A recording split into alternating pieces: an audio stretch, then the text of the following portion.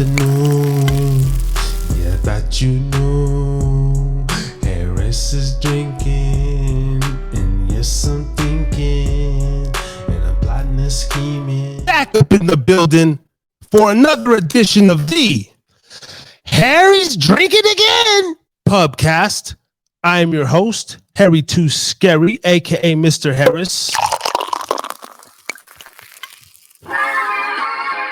And tonight, once again, back in your ass with another Thursday night edition of Therapy Night Rants. Oh, shit. And I don't know, you might be able to see the bad skin because we over here in like the 4K. I got my new lights. I got the green screen set up. The Hyde Pub looking pretty damn good. You dig what I'm saying? And we are cracking and making it happen. We are back with HonestlyHelen in the building. You can catch her on, I believe it was episode 77, 3 weeks ago, 78, 77, and had some minor audio issues. You know, you had to fire the sound guy. We got a new one in here today. We just pick them off Indeed. You know, it's slim pickings. But we are up in the building, ready to go. Looks like the live's working. I already see a little chat in here. Let's see, we got everything cracking. Shout out to Remo up in the building early. Stay tuned, Remo, because we're going to really get into it, man. Yes, yes. And that is what it is. Of course, officially sponsored by Gubba Rum, but with the green screen, I'm gonna have to put the Gubba Rum logo up in the back. We got some new bottles too. So we're sipping Gubba Rum tonight. Visit gubbarum.com. And Steve's still working on a link, you know. Still working on a link to get to us so we can actually track the sales to see if anybody, you know, buys a bottle through the Harris Drinking Again Pubcast. Just in case I get too parched like last week, I like Foster's, you know. The Australian beer, Foster's. I got me a little Foster's. It's a nice lager, very easy to drink. A fucking Red Bull Summer Edition, and some ginger ale, and of course water. Always drink responsibly. So we're good on drinks. I got my cup of ice. I'm rolled up, ready to go. For this 80th episode, it should be a very smooth episode. The last time when we had this lady on, this woman on, it was excellent. The vibe was dope. The conversation was dope. But sometimes in the showbiz. But tonight is going to be just the same. I got some new backdrops we're going to flip through and also go through some Nevada news and whatever else is on the menu. Shout out to Podbean as well.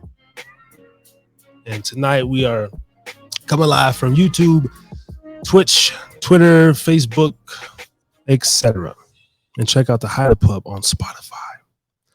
Now, Harry's Drinking Again.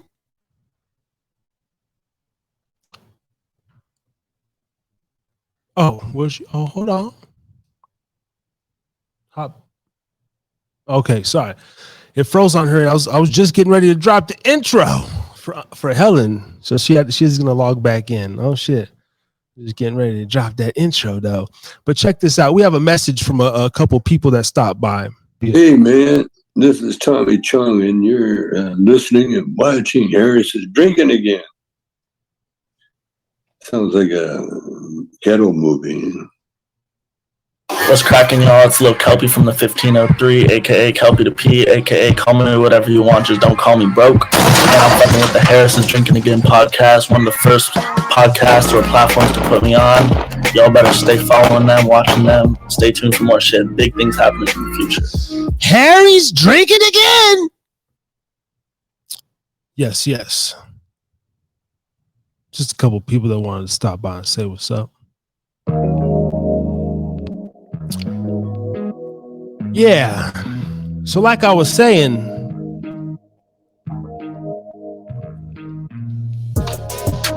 we got the new apparel, the new equipment up in the building. So I'm going to be dicking around with this green screen. It's a lot fresher, and it's going to allow me to also make some better content. What is LFG anyway, by the way? LFG.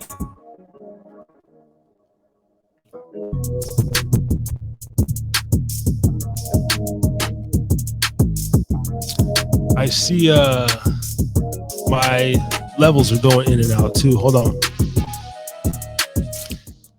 The internet connection just dropped. Now we're back up in the building. Damn. Yeah, shout out Remo, man. You got the drink and some trees in one hand too, man. Let me get a shot real quick, man. Let me just get a shot up in here, man. Let me crack something open real quick.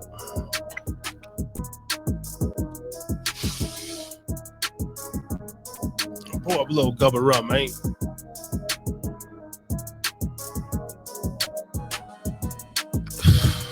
Yes. Don't be mad at me, Gubba, but I also got some gin. I like gin. I was sipping gin today. I'm not gonna on the screen though. Gin straight. It's all about a watch, Jason. Yeah, I think I'm gonna just go ahead and do this Foster's. Tall boy, 32 ounce. Let's see. Where did get Helen up in here? I might have to email her again. Another link. I was getting ready to bring her on with the quickness too. Hold on. Okay. We got another link there.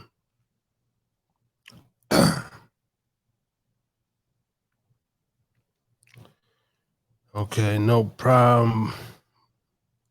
Boom. Froze up on them. And here in the Hyder Pub, we're still waiting up on the 5G and everything. And what is going on here, though? It just reset. We better not be having no crazy issues tonight, yo. I swear. I'm going to go ahead and take this phone off Wi-Fi. We're going to cut down some of this shit over here. Hold on. Let me go ahead and refresh my screen. Fuck this.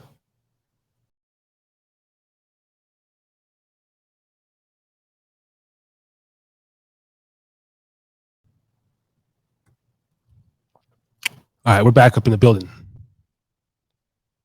Are we on and popping? All right.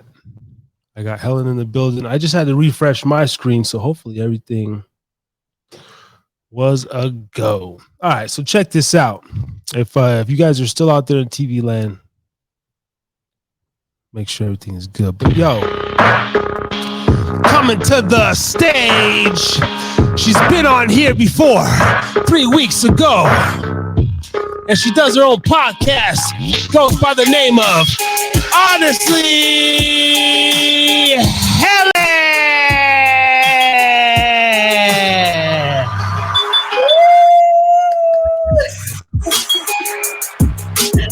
And she puts it down for women from here to there to everywhere. Yeah. And she ain't to be taken lightly. For all you motherfuckers. All you staring ass motherfuckers. Okay? Hi, Wayne. Hi.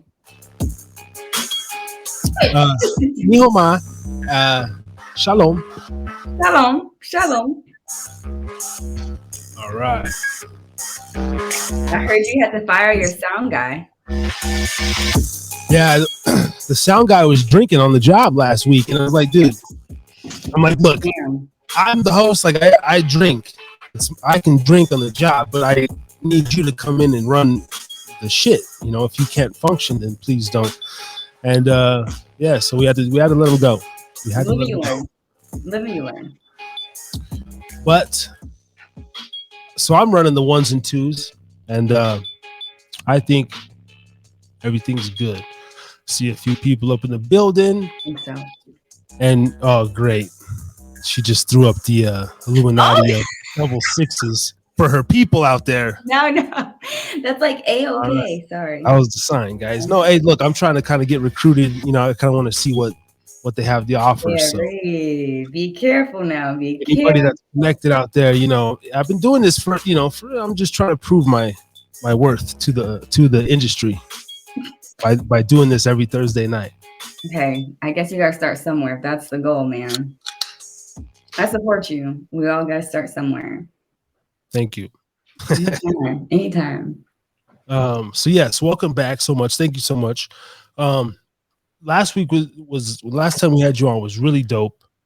And if you could just briefly run through your niche, your field, your podcasting career as well, and let the people know, and then we'll build upon the show from there.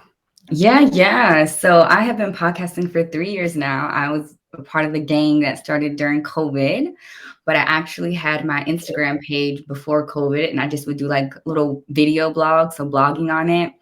And then when COVID hit, I had a cousin who was like, you should really do podcasting because that's going to be the new wave of entertainment. And I was like, you know what? Fuck it. So I did it.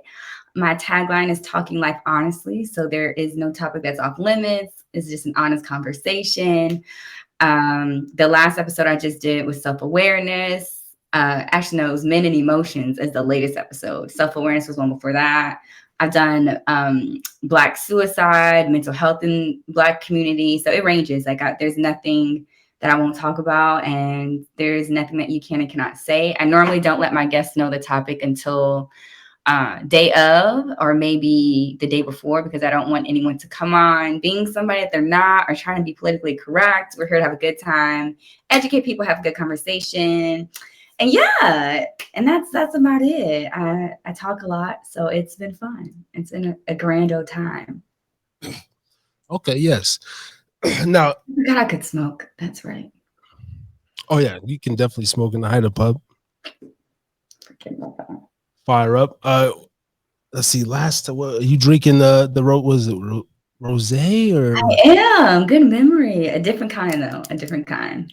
Okay. But yes, another rosé. It's too hot out here right now to be drinking anything dark. But I do got some dark red that I'm gonna bust that bitch open soon.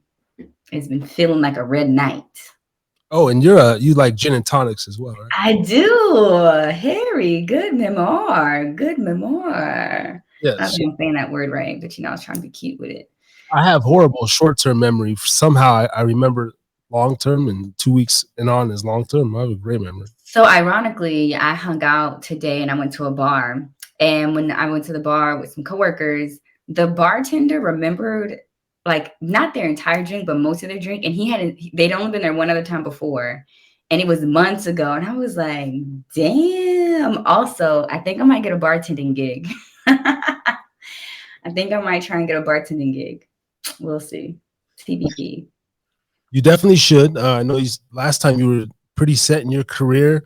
Yeah. That was one of the good things about your podcasting. You're kind of set where you are. And so any of your blessings that come on top is like added icing. Yes. I'm trying to get a little icing on it. But you already got a nice layer of cake and even some more. But bartending is legit. And it's a certain type of person that can do it, so if you're talkative, I'm not even the most talkative person in the world, but the act of it, just what you actually have to do is like pretty chill. And then there's the aspect of you kind of like work for yourself. I feel, I'm there representing the company, but it's like I'm in control of all this. Like I could talk this motherfucker out of $50 or I could just give him okay service and just get the little 18%. And sometimes I'm cool with that. Man, just give me that $5 tip and get the fuck out of here. I'm cool. Listen, and I'm just like, I know I could just work on the weekends and bring in a cool little. I don't need extra money because I'm a big advocate of spending within your means. Like I have gracefully, blissfully been able to live a lifestyle that I can maintain and pay rent and bills and be okay. But I am in my career. I know what I'm doing. I'm like at that point where I know enough of my experience that I'm kind of an expert, but I'm not an expert yet, but I'm close, like a few more years and I'll be there. But somebody recently just was like, why don't you get another job? Like, if you really want a side gig, why don't you? And I was like, well, because when I first moved to California, I had 2 jobs most of I think the first 4 years I was here. And then when I was able to move from that, I was like, I really want to go back. But I've always kind of wanted to bartend. I don't think it'll be a job. I think it'd be hella funny to talk these men out of their coins. And I ain't got to do nothing but smile and be like, oh my gosh, you need another shot? Got you, babe. Bop, bop, bop. Cake. Yep, you can. It's I would imagine, yeah, for a woman too, you have the ability to, and you could spice it up a little bit. Listen, and then you gotta spice it up a whole lot. Listen, this will be enough, child. Let me not have a shoulder out. Let me stop. No, but for like, I would definitely. I don't ever actually use my looks to get me anywhere. But if I ever was a bartender, I'm maximizing.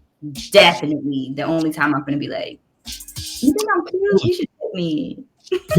Come over here to Nevada, out here in Vegas or Reno, and be a cocktail waitress, and get your hustle on, get your groove on. Listen, that's money. Vegas in itself is money. Anything to do with body parts and women. That sounds so bad, but it probably is true both ways. Well, the thing, at least about a cocktail waitress, right, is like there's probably cocktail waitresses that can make between $500 and $1,000 in a night, and then. But at the same time, you could go be a stripper at there's like levels to the stripper game. There's like all nude, and then just different, or a go-go dancer. Mm-hmm. There's different opportunities for women to maximize their body these days without just full on penthouse hustler type shit. Even beyond fans and stuff. Like, you could legitimately, be a cocktail waitress, be a bartender, be a go-go dancer. Like, there's so many kind of things. Yeah, I think the downside to that is this generation is over dependent on their looks and over dependent on the physical. And that's why I think I've subconsciously, up until I was conscious about it, have always made sure I had more than just being attractive, because I'm gonna get old one day. I'm just now starting to get active. I've just been blessed to be tiny, but I don't be working out. So this body ain't going to be here forever. And so I've always known that I need to have more to me than just being a pretty face. But nowadays it's being so celebrated and pushed to physically look a certain way, to physically be attractive to the masses, that girls not really out here worrying about getting degrees or really having something else besides their physical thing. Like, there's these girls, this is the second girl I've seen. Now, the first one I think was genuine, but there's this second girl where she made a post where Costco apparently told her she's too shapely to be, like, she has the right uniform, but she's too shapely and she needs to wear loose fitting clothes because she's too much of a distraction. That might be true. However, you do know where you at. And this girl had on some like leggings, and you shapely. Girl, put on some jeans, leggings. That's basically draws for women that are curvaceous. So it's just like, I feel like we over exploit or over depend on our looks nowadays. And I don't know. I don't know what our like nurses look like now. I don't know if we got firefighters or real teachers. Make me a little nervous. Everybody wants to be an OnlyFans or an Insta model. Yeah, you bring up a good point about the spandex, the legging stuff. Because look, man, it's awesome to see, but it's almost like, goddamn, like, and this goes into a topic that I want to bring up with you, like of men. Let's just get into it now. Like, men, actually, can you elaborate on your post yesterday, and maybe you started off? Yeah. So I had made a story on my Instagram on how I was walking somewhere, because I where I live, I can walk to mostly anything. I'm a walker if I can. And there was just a crazy amount of men in a short time span. I want to say like 2 minutes, and at least 4 or 5 men I saw. It was busy. Like, there was a lot of people walking. I think school just got out, so a lot of the kids were walking. And kind of back to what looks, all these girls had on these leggings and these little crop tops. And I was like, I remember in high school, you could not wear a crop top and you could not wear leggings. Like, it was inappropriate. And I don't know if they like changed after they left school, but that's what they were wearing. And the amount of men I just saw like follow them from the moment they saw they was walking all the way till they couldn't see them anymore, and just stare at them, and like at a stoplight, stoplight, and like turning, like, and it just made me so fucking mad, because it's like, you can appreciate a woman, I get it, women are beautiful, but you can stare, okay, and then mind your goddamn business. Why do you have to stare into oblivion because you see some ass? And like young girls, like, these girls is under 18, and it's like men with beer bellies, full on mustaches, and I mean like in your vehicle staring hard at these girls, and it just amazed me how they had like no shame. And then I'm across the street, so I'm watching them watch them, and I'm like, y'all not even looking at me, and I'm uncomfortable. And I had on jeans and a jacket, and I'm just like, it ain't the first time I've seen it. It just always grinds my gears to see how bluntly men kind of make women feel objectified. Like, we really are just here to make men feel good because we look good.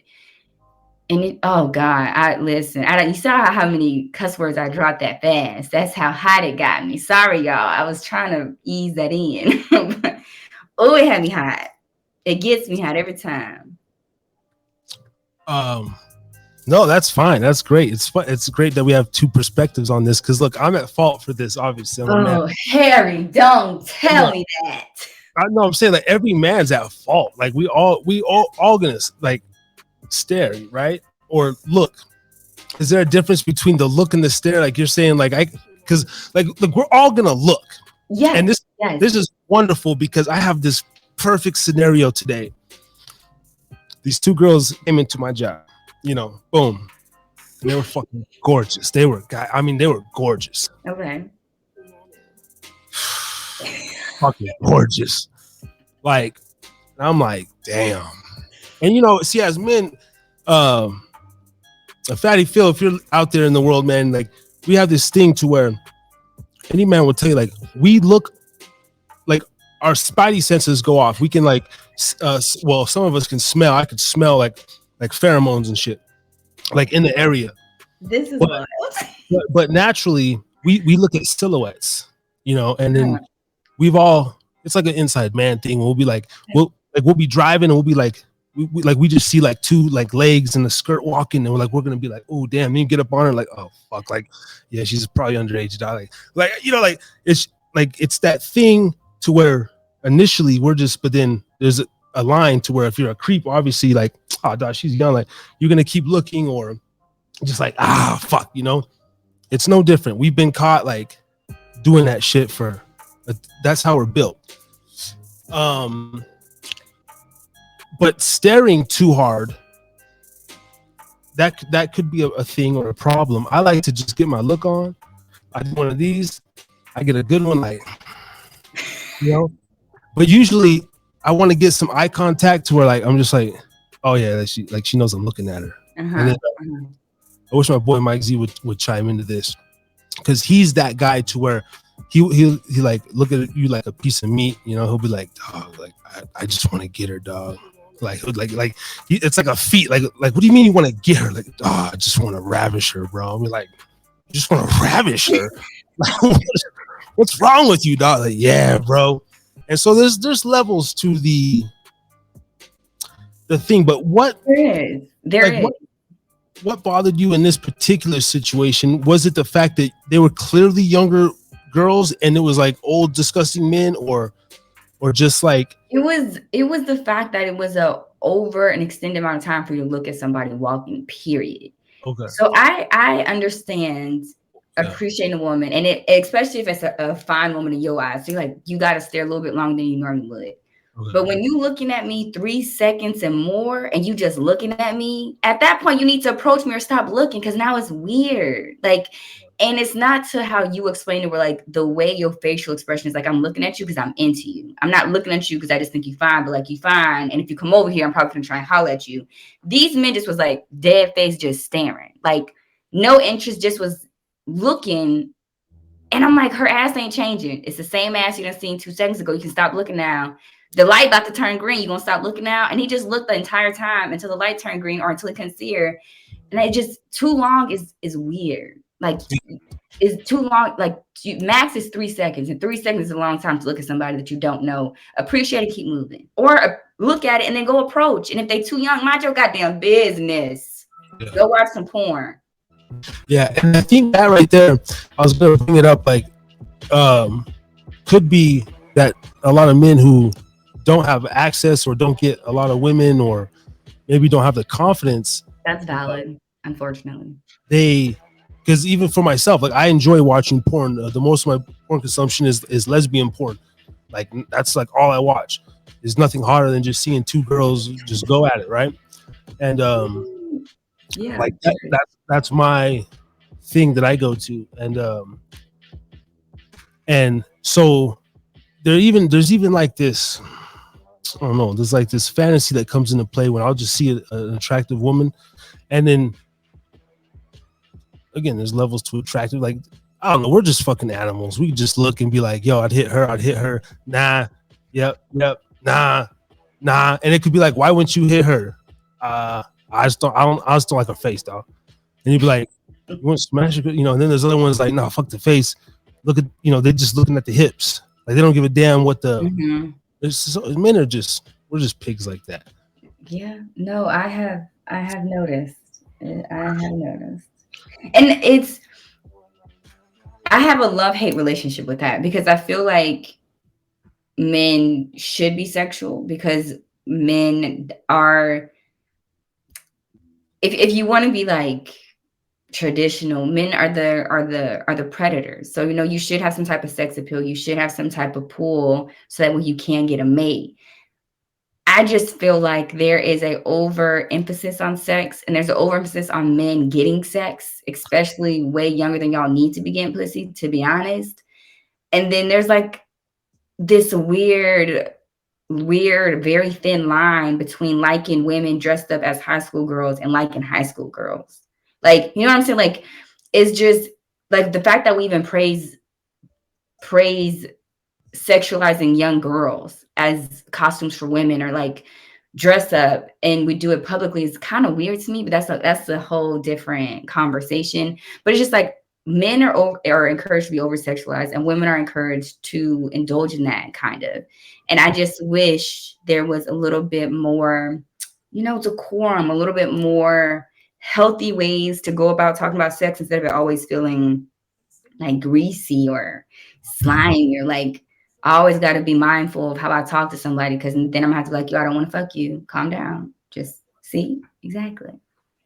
That is a horrible picture of ass. That's just like hips. I'm trying to go through the Google. I just wanted to throw something. You should have put black ass. Oh wait, hold on. I got you, black ass. Hold on. If you're gonna show booty. I just typed in women ass and jeans, but let me go here and type in black ass, big black ass. Let's be respectful now. It's a weird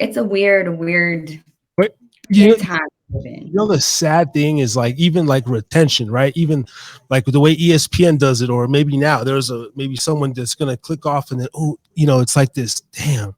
I'm not gonna lie, I myself, like, definitely suffer from some sex addiction, some weird brain lust thing going on in my head, and it affects my relationship and everything sometimes.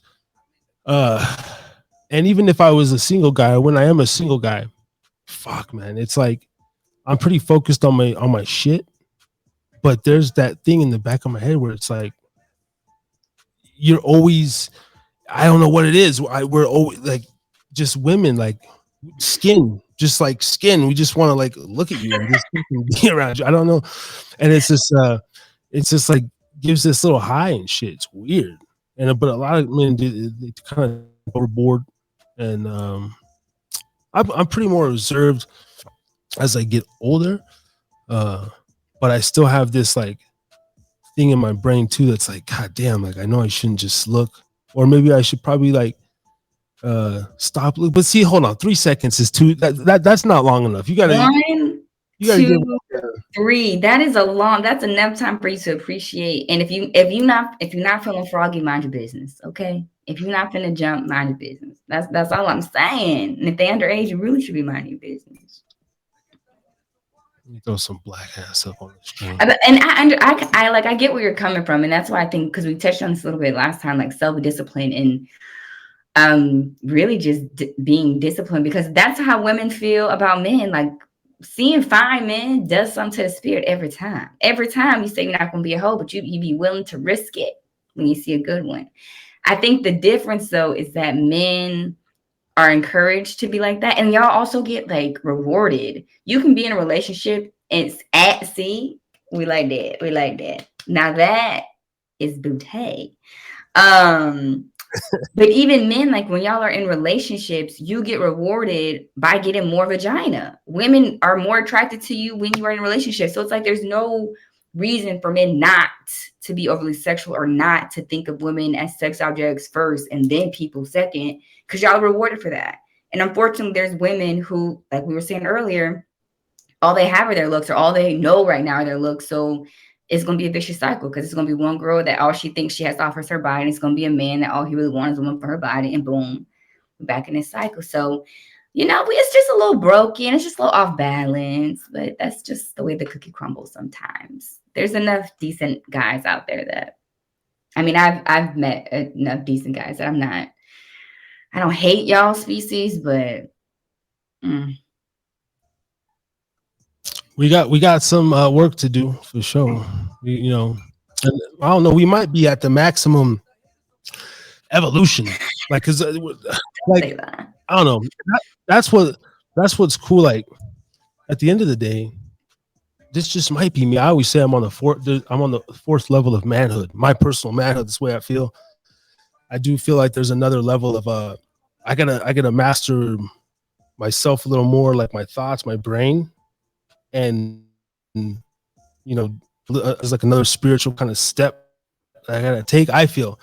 But at the end of the day, like, I'm gonna fucking eat with my hands. I'm always gonna like scratch my balls and like smell my fingers. I'm gonna fucking open shit with I'm gonna fucking, like, that's what men do. Like, that's what we do. And even if we don't do it in front of you, there ain't no dude out there that don't just fucking, and it'll be like, why? What is it for? What, you just checking if you stink, or is I don't know. Like, for me, I have Tourette's, and like I have like a smell. I've had a smell fetish since I was a little kid.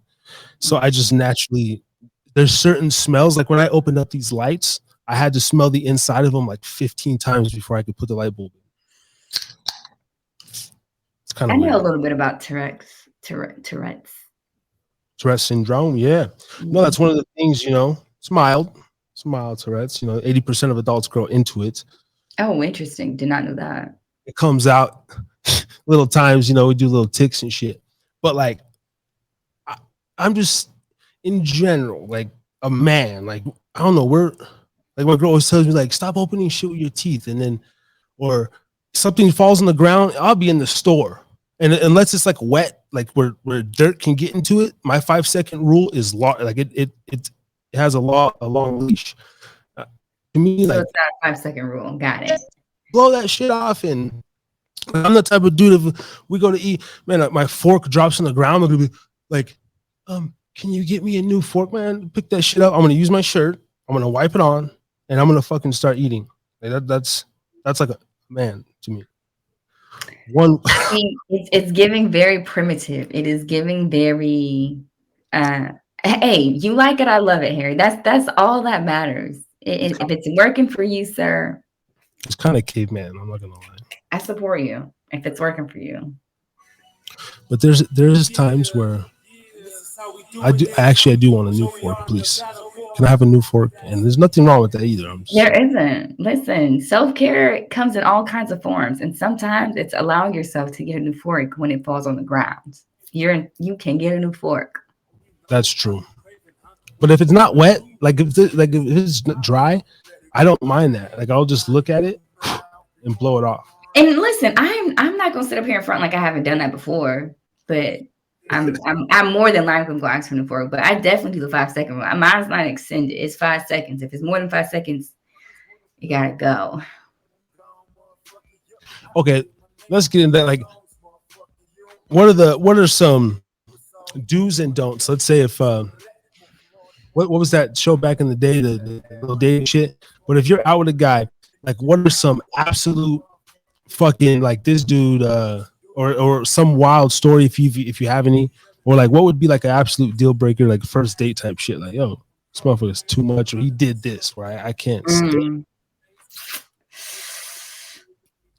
I feel like that's hard for me because I don't think I have any super hard no's. I'm normally generally like, if it's really off point, I'm gonna ask you about it. Like, is this normal? Is this an everyday thing? You have an off day? But I will say a turn off where I'm like instantly, I don't know, is if you got dirty nails.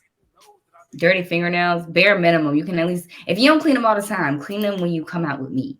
Like just, Yeah. And I did talk to someone who I always had to remind them to put lotion on. I don't mind ash, but as a black man, I need you to be moisturized. Okay, we can't be walking out ashy. It's given. We don't know what lotion is, and it's 2023. We know what lotion is. So I will be that girlfriend. I'll be like, hey, where that Vaseline at? We two-tone today. We two-tone. We got to get one color. All right. Let me think a little bit more because I'm pretty sure there's definitely something where I'd be like, please lose my number.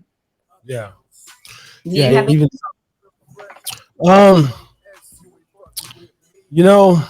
really, like for me, it would be just super distraction. Like if I see that you're just like on your phone, like really, or just kind of like disinterested, or maybe you got like you into the bathroom, you just look completely like, I'm just kind of guy like, am I wasting your time, or what's more, it'll be that. And then like maybe physically I got a foot fetish. So if you have a nice foot, I just appreciate a foot. I'm not going to get into it. I'm not going to get a fucking weirdo. I get enough flack for saying I have a foot fetish. I respect nice feet like you respect nice hands. So if I see like any little bit of fucking the heel, like I seen a chick the other day, right? She was in 7-Eleven, yo. Okay, speaking of staring, it's summertime, yo. I'm in the 7-Eleven. Me and my, I'm in the 7-Eleven, and then I'm already pulling in, and I see two baddies walking in from the pump, and I'm like, shit. And then there's like a chick by the little red box. I'm like, damn. And I walk in, and I just gotta get what I get. Go straight there, and I see this chick getting a Slurpee, jean shorts, tank, like brown skin, sandals, because it's toe season. I love toe season. And I'm like, yeah, I'm looking for head to, but then I get to the bottom, like, because it's like there was just this like gray, like form of gray, and almost like yellowy, like calculus. Was it callus? Yeah, callus. And I was like, oh no, she was all good until that just immediately just like. I've actually discovered men do like feet. I've discovered more men that like feet that don't like feet in my tenure of being single, and I'm here for it because I didn't think too much about my feet until men start complimenting me on my feet, and I was like, okay, and we won't get into how I like it, but I'm pretty sure we're aligned on that. But I will also say, now that I think about it, a definite like lose my number is if you can't speak proper English. I'm a big fan of slang. I love a good cuss word. But if I talk to you and it doesn't seem like you have any type of intellect, like you can't really have a conversation, can't do it. I'm just back. Is that too loud? Yeah, that makes sense, Shawty. You know what I'm saying? Like shit, you know what I'm saying? Like that makes sense. You know what I mean? Like yeah, that makes sense, dude. Like shit. Hi the pub. This goes with your mic, so if it's too loud or low, just let me know and I'll play different music. Okay. The DJ. Yeah, like those are just like couple making breaks. Other than that, shit, man, I'm just just out there chilling, fucking trying to see what's good. And I like to go Dutch. Tell you straight up, yo, first date, you pay for you, I pay for me. I ain't I'm not, because it's a one-off. And then the second time, then okay, shit. I don't mind, but I first time Dutch, because I've had too many one times when I was young. I'm out there spending 40, 60, you know, the movie, the dinner, the this, and then like maybe you don't get none or maybe whatever, and it's like, I don't know. And then I got a clown on myself. That is so interesting you say. So that is the one thing I've decided to stop doing. I always go Dutch, or not. I don't always go Dutch, but I always offer. Like whenever I've gone out, I've always offered because my mom always instilled in us never need anybody and never let anybody be able to like hold something over you. So I was like, a man is never gonna be able to expect pussy from me because he paid for me to eat. Like, no, nigga, we can split it or you got it, knowing that I offer. So this is not no I need it for meal. And because I've done that, I think niggas have ran with it. And so I've just attracted motherfuckers that always be looking for me to split shit. So I'm in my season of I ain't reaching for shit. And if you don't like it, I did my time. So we're in the opposite. Like I need my man I need his wallet to always be out first. And then I'll probably start coming out and be like, nah, it's on me, it's on me. But I've done it too much that I need a man to just be able to take it. I'm tired, bro. I want to be on the bench. I want to be taken care of now. I've done the baby and the grown man. I'm over it. Shit. And then it's fucking, and see dudes like they be ruining it shit, right? Like, you know what I mean? Like I just catch like, yo man, shit man, I got they sign for cars, all sorts of shit. I'm just like, damn. I've always kind of been, I did. And you know, Bo, I had a sugar mama years ago, but I had this sugar mama, right? The oldest chick I was with, she was like 48 and I was 24, so it was kind of cool. Like, and she was like 47, turned 48, whatever. Like, but there was like a 24-inch gap. Now fucking 35, so shit, I gotta be with like a 60-year-old. But anyway, it was cool because like she was like a sugar mama, and actually, I didn't even take full advantage of it. I've just always been in the mindset too, where like I couldn't be a Stedman.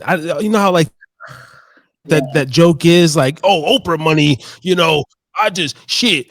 No, you wouldn't, bro. At the end of the day, your spirit would be like, yo, I'm restless. Like this, be like, I got my own dreams, bitch. Damn it. Like I couldn't be. I couldn't be like cooped up, and it was cool. Shit, bought me clothes, did all sorts of shit, and then actually, like when I was just kind of getting, she kind of broke down the whole thing. She actually broke down the play and was like, "Yo, this is what it is." Like, boom, boom, boom, and I was like, word, like, but like it was almost like an ultimatum type weird shit. I was like, but I gotta conform to this, and I was just like, I'm out. I'm 24. Like, what the fuck are you talking about? Yeah, out here in Vegas, bitch, running around and So, but at times, but like it was kind of it was kind of cool, like for a minute. But there is something to just being your own independent. It is. And I think it is, and I think you should, like as a functioning adult, you should be independent to some degree.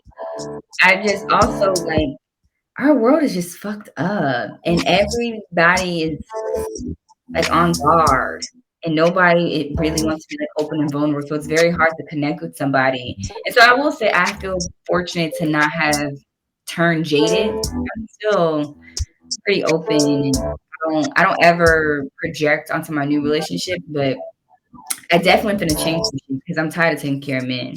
Boy, I'm over it. Like I've played my part. I've developed enough of these niggas that they are making some bitch happy somewhere. I know that for a fact. Okay. Yeah. Get yours, boo. Get yours. It's time, honey. It's time. Let's toast to that. Sure. Thank you. Cheers. Hey. Appreciate it. Mm-hmm. Do you, honey? Do you? Careful. Nah, like, and as you should, man. Shit, because the whole thing's interesting time, man. I want to be along this. Man, my kid's getting older and stuff, and I just, like I said, I know there's another level I got to go as far as like, let me stay out of the way from some of this young scene that I was doing, and I've been down the road. Oh, I got to snitch on myself, but I was going to do that later in the show. I kind of relapsed on Adderall this last week. I know I've been saying on this podcast and this show for about, I almost went 2 years. I think it was like maybe 18 months. I didn't touch no drugs. I did some Adderall this last weekend. And actually last Thursday.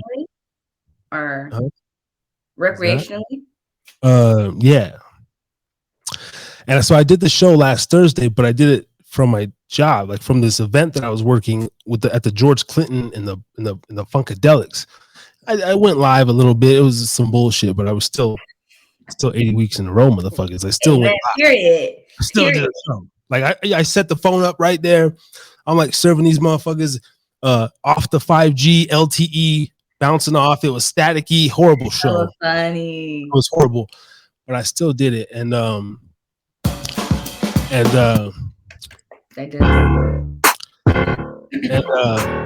But anyway, I just slipped up. Like I got a little something, and nothing crazy. I came home, I got some editing done and everything, and I put it to good use. But the next day was like all the come down. It was just like fuck. It was just that feeling again. So Friday, I laid around a little bit, contemplating my life and just like very morose and very the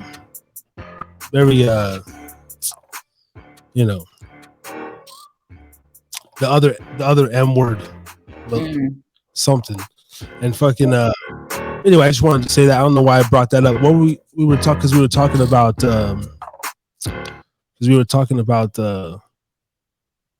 Well, I've been captivated by this story. I've heard of that, but what does that highlight? Well, okay, fuck. All right, here we go. So it's like, wait, do you not want? Please don't talk about it if you don't want to talk about it. I don't mean to trick you. I wanted to bring it up, but because I really feel bad about myself because it was the first time I think at least in 80 weeks that I really did some shit, some hard drugs. Now, being a former meth user, right? Mm-hmm. I used to smoke a shitload of meth, right? But that's what we did here in the Reno and the Vegas town and shit back in the day. Did a lot of coke as well, but the meth was like, and I was kind of born with it in my system as well. And there's a whole shit, I don't know, but no excuses. Mm-hmm. I used to take Adderall, and they used to give me Ritalin and shit when I was a kid. Oh shit. The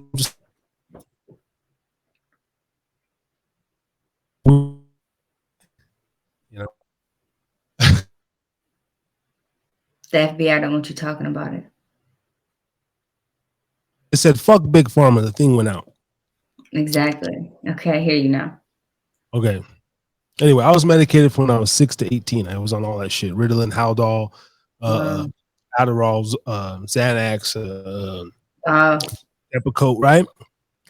But anyway, the high from Adderall is great if you've never done it before or if like you don't have any other vices. See, amphetamines is besides heroin, right? Like it's like the world's powerfulest drug. Like it's more of a mind. Heroin will get you from the body. You could die without that shit. Like the meth gets your body too, but it like takes your brain, your central nervous system to a whole nother place. And so you just have energy. You get focused on stuff. It does a host of different things, right? But for myself, because there's there's you can get lost in porn, sit there and watch porn for hours. You can pulls out the evil side. Like I wanted to go to the strip club back here in Nevada, and we used to go to the little dollar thing, little 18-year-old little strip club and shit with some dollars, and just like you like staring, like, no, seriously, I'm sorry, like this is the truth, like it's my therapy. Like we would sit there and like grit our teeth and just be fixated on like the pussy for like an hour, like literally just like it's like a whole mental thing, right? It's like it's dark, it's and it's a sickness, And so it kind of just like all of that stuff. Like after the initial, oh, I'm gonna set up, boom, like fucking cram out this video. Oh, I wanted to do this. Like I'm going through my channel. I'm doing everything, like straightening up cords and fucking like cleaning my shit. But then there's like, it just goes into that other thing, you know, whether like, okay, what are we gonna do now? And it's like, yeah, for me, no good. And then of course the next day, because I've been up all night for almost 48 hours and I gotta go work, but then I'm not present with my son. Like I'm here, like I'm there, but I'm not there. Yeah. And I know that he can kind of tell, like, and I'm just like, oh, like that's tired, bro. And then there's just a whole bunch of shit. So anyway, that was my honestly is what I fucked. But hey, why are you so hard on yourself? You know, shout out to the homies, but they're out there doing blow every weekend, still going to the fucking clubs and, you know, just kind of partying. And they tell me, like, don't feel bad, bro. You're handling your business, dog. Like you took some fucking, give yourself grace.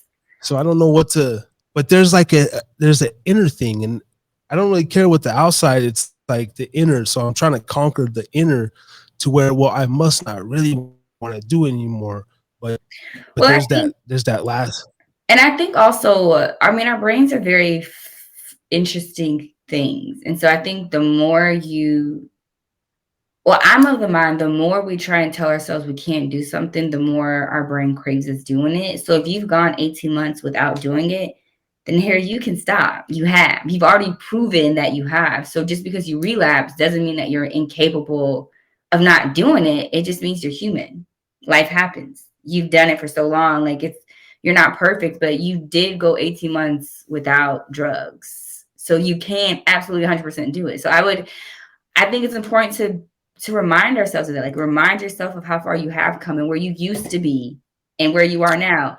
Yes, it would be great if you didn't relapse, but at least you're not back on meth all day. At least you're not back doing coke and doing Adderall. You know, like give yourself some grace. It is what it is. It fucking happens. You accept it. It happened. Another day, another dollar. Make it shake. But you did stop doing drugs. So remember that. Like write it in the mirror. You went 18 months. So the next goal is go to 18 months in 2 days. Every day is a new day. Yeah.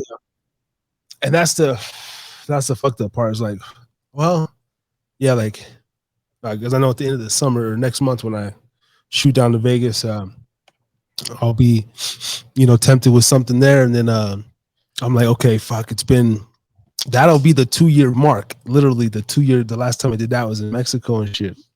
It's just weird how life repeats itself. Mm-hmm. And so will I be able to resist again, or, you know, will I not? And but you know what goes into those factors, Helen, is like women, like, you know, such as yourself, different scenarios. Again, the gateways, whether it's alcohol, whether it's it's the whole, it's and I be thinking this too. I be thinking about this shit. Like maybe I am too. I'm gonna do some shrooms here shortly to have a nice cleanse. I need a cleanse. So in the next couple of weeks, I should have a little more clarity. I love my shrooms and weed, the natural stuff.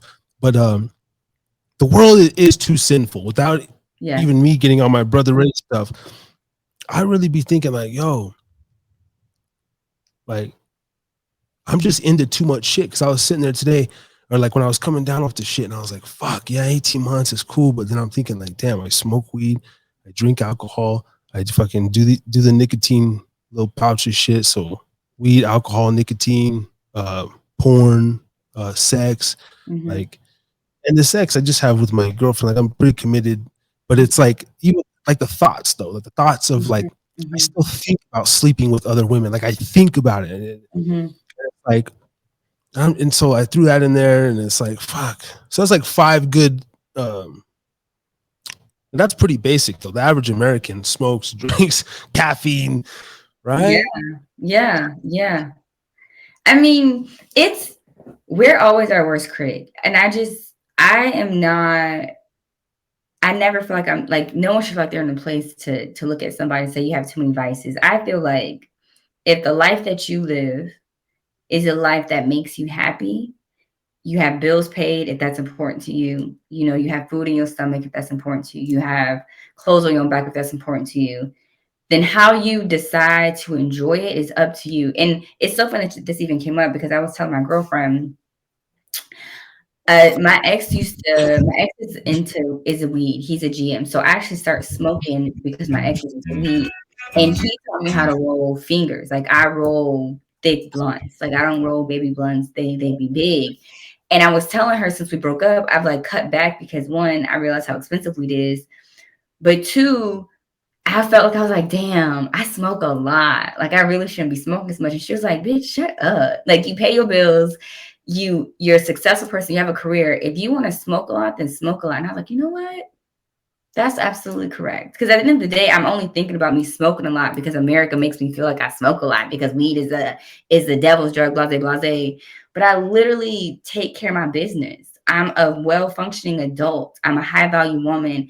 If I want to get fucking high all day after work, then I'm going to get fucking high all day after work. So not to say I'm encouraging nicotine, Adderall, and meth, because that's an intense combo. However, I'm saying my mom was a functioning drug addict and alcoholic. And I don't think she had the best life, but she made it. And so if you can make do with what you got, you get one life. If you get hit by a bus tomorrow, are you happy with the life that you lived?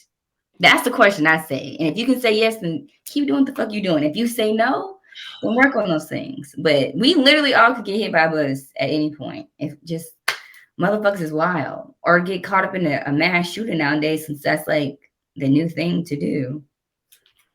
Yeah. Give yourself grace. All that to say, yes, we all have vices. But if you're functioning and semi-successful and you feel happy, Harris, then fuck everybody else. Okay. So that whole YOLO. It's real. Like I hate they made a song, but if you really think about it, you really only get one life. And do you really want to live it because America says you shouldn't smoke meth? Yes, there's scientific reasons why you should not smoke meth. You should definitely not do that, guys. Don't. You shouldn't. I'm just saying though, if you a functioning meth addict, I'm not gonna sit here and tell you stop smoking meth. If meth make you feel good and you still paying your bills, you still a good dad or mom, you go smoke your meth in the bathroom if that's what gives you a fancy. That's all I'm saying. Like people be so invested in other people's business. Mind your fucking business. Stop worrying about what I got going on, and your life will be better. And you can be your own worst critic, Harris. But I think you're doing a podcast. You 80 weeks straight, baby, if not more. Like you were doing some fucking things. And yes, you had a slip up. Okay, and you human. You still doing your show today. Yep. You know? Yeah. And yeah, no, you're right. You're right. Glass full. Yeah, I like that perspective. You know, that's what I keep getting kind of back from it. Good. And then it just goes towards, okay, well, there's got to be some, just some things, you can clear up. Like if you don't want to do it, don't do it again. But it's interesting. Yeah, it's now obviously don't do meth. Now the Adderall is still damn not good, but it's like a legal form, I guess. It's a way for me to fight the meth craving, to be honest. And this is what I find so fucked up about America. And I can only speak about America because this is where I live. There's so much conversation over how drugs are bad and, the negative connotations with drugs and blase, blase. And there's not enough conversations like this where you're talking to people who have experienced it and are fighting actively every day to overcome it, to really give people an inside understanding of how powerful it is. And I say this because my mom was a functioning drug addict. And I did not even know until I was in my 20s, because she told us that it was, she had breast cancer. She told us it was breast cancer pills. And we found out that it wasn't, but she was a functioning drug addict. Like we AB honor roll students, everybody always commends my mom on how she raised us. And it just made me realize, like, nobody that didn't know my mom would know she was doing drugs or that she drank and was an alcoholic. They wouldn't.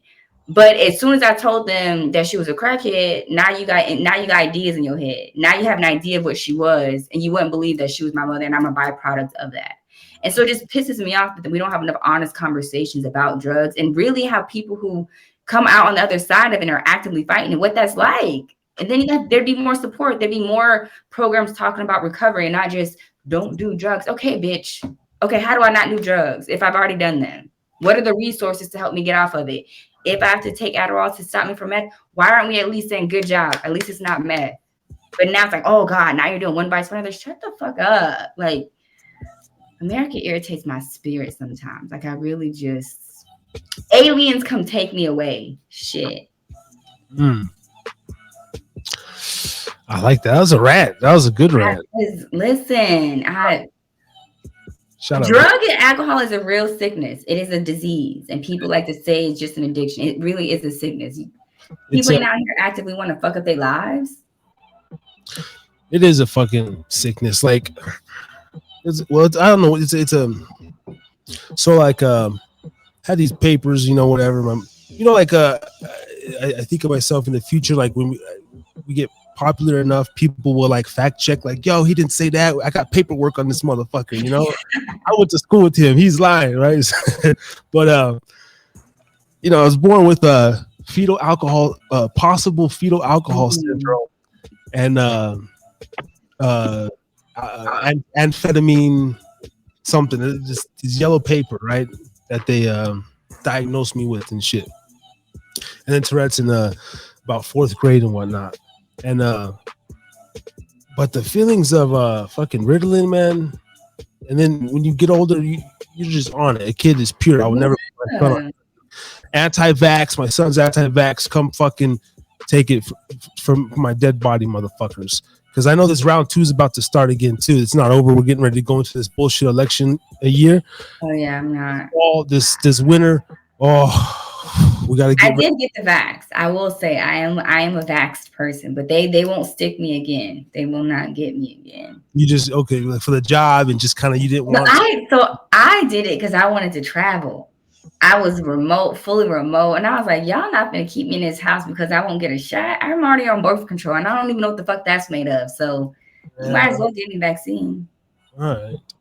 Luckily I was able to go to the Mexico in the thick of it unvaxxed. Like it was some bullshit getting over there. Long ass line. But either way, I don't want to get off on the tangent. I don't want Big Brother on my ass. It's whatever. But oh shit. Been losing my thoughts.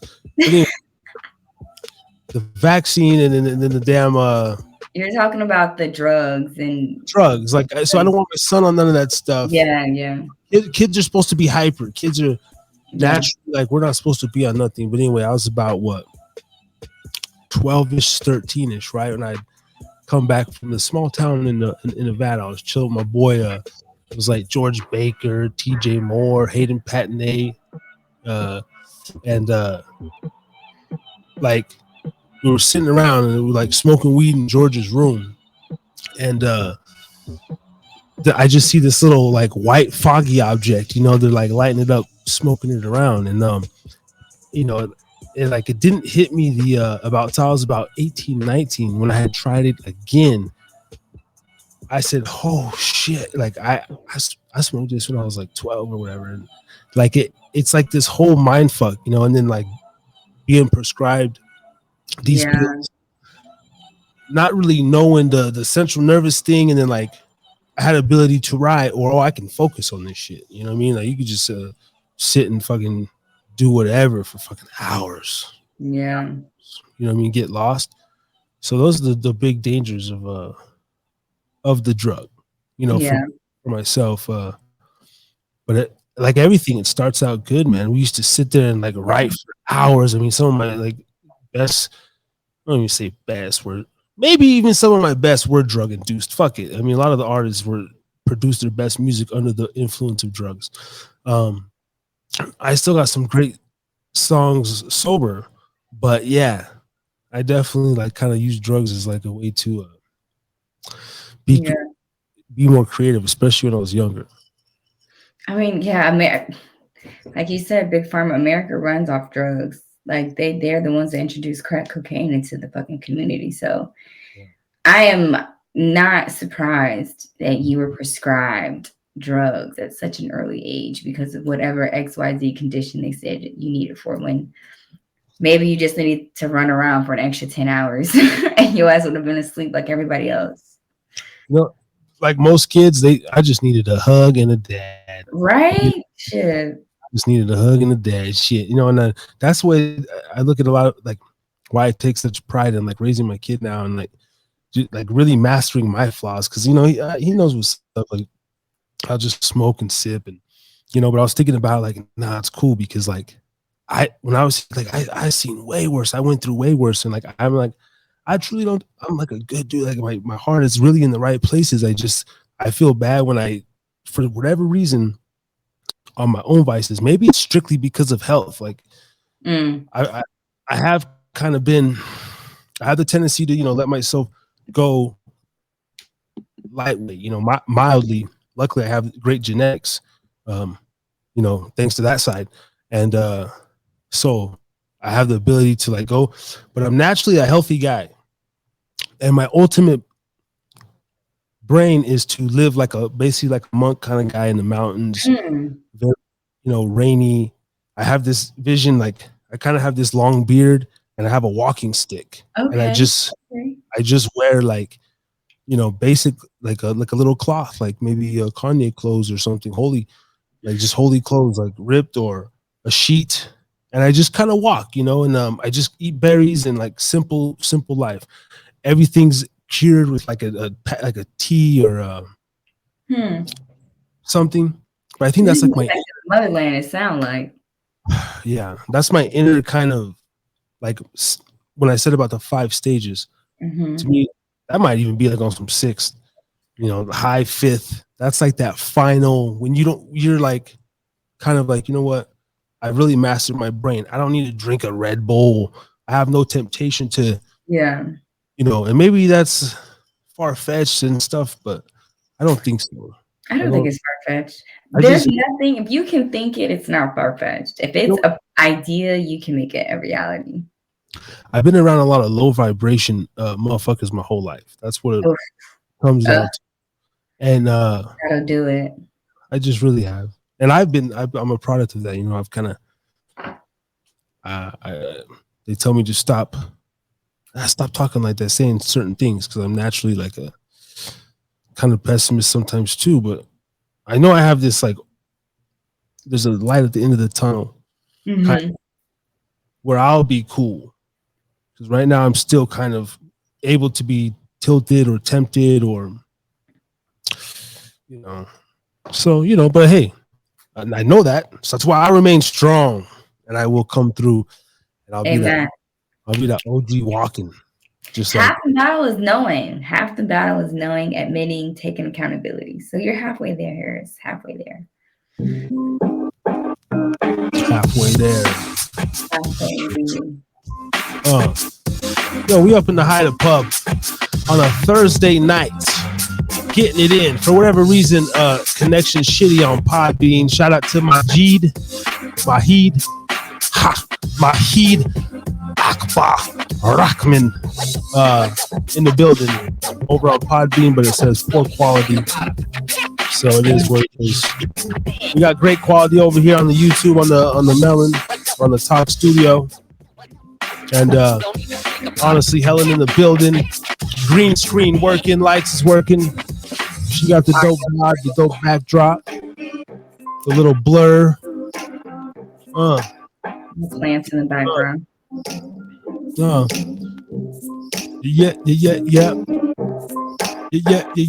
Shout out to Brother Ray up in the chat there, and Remo. Yes. Live show. Harold's Club. Harold.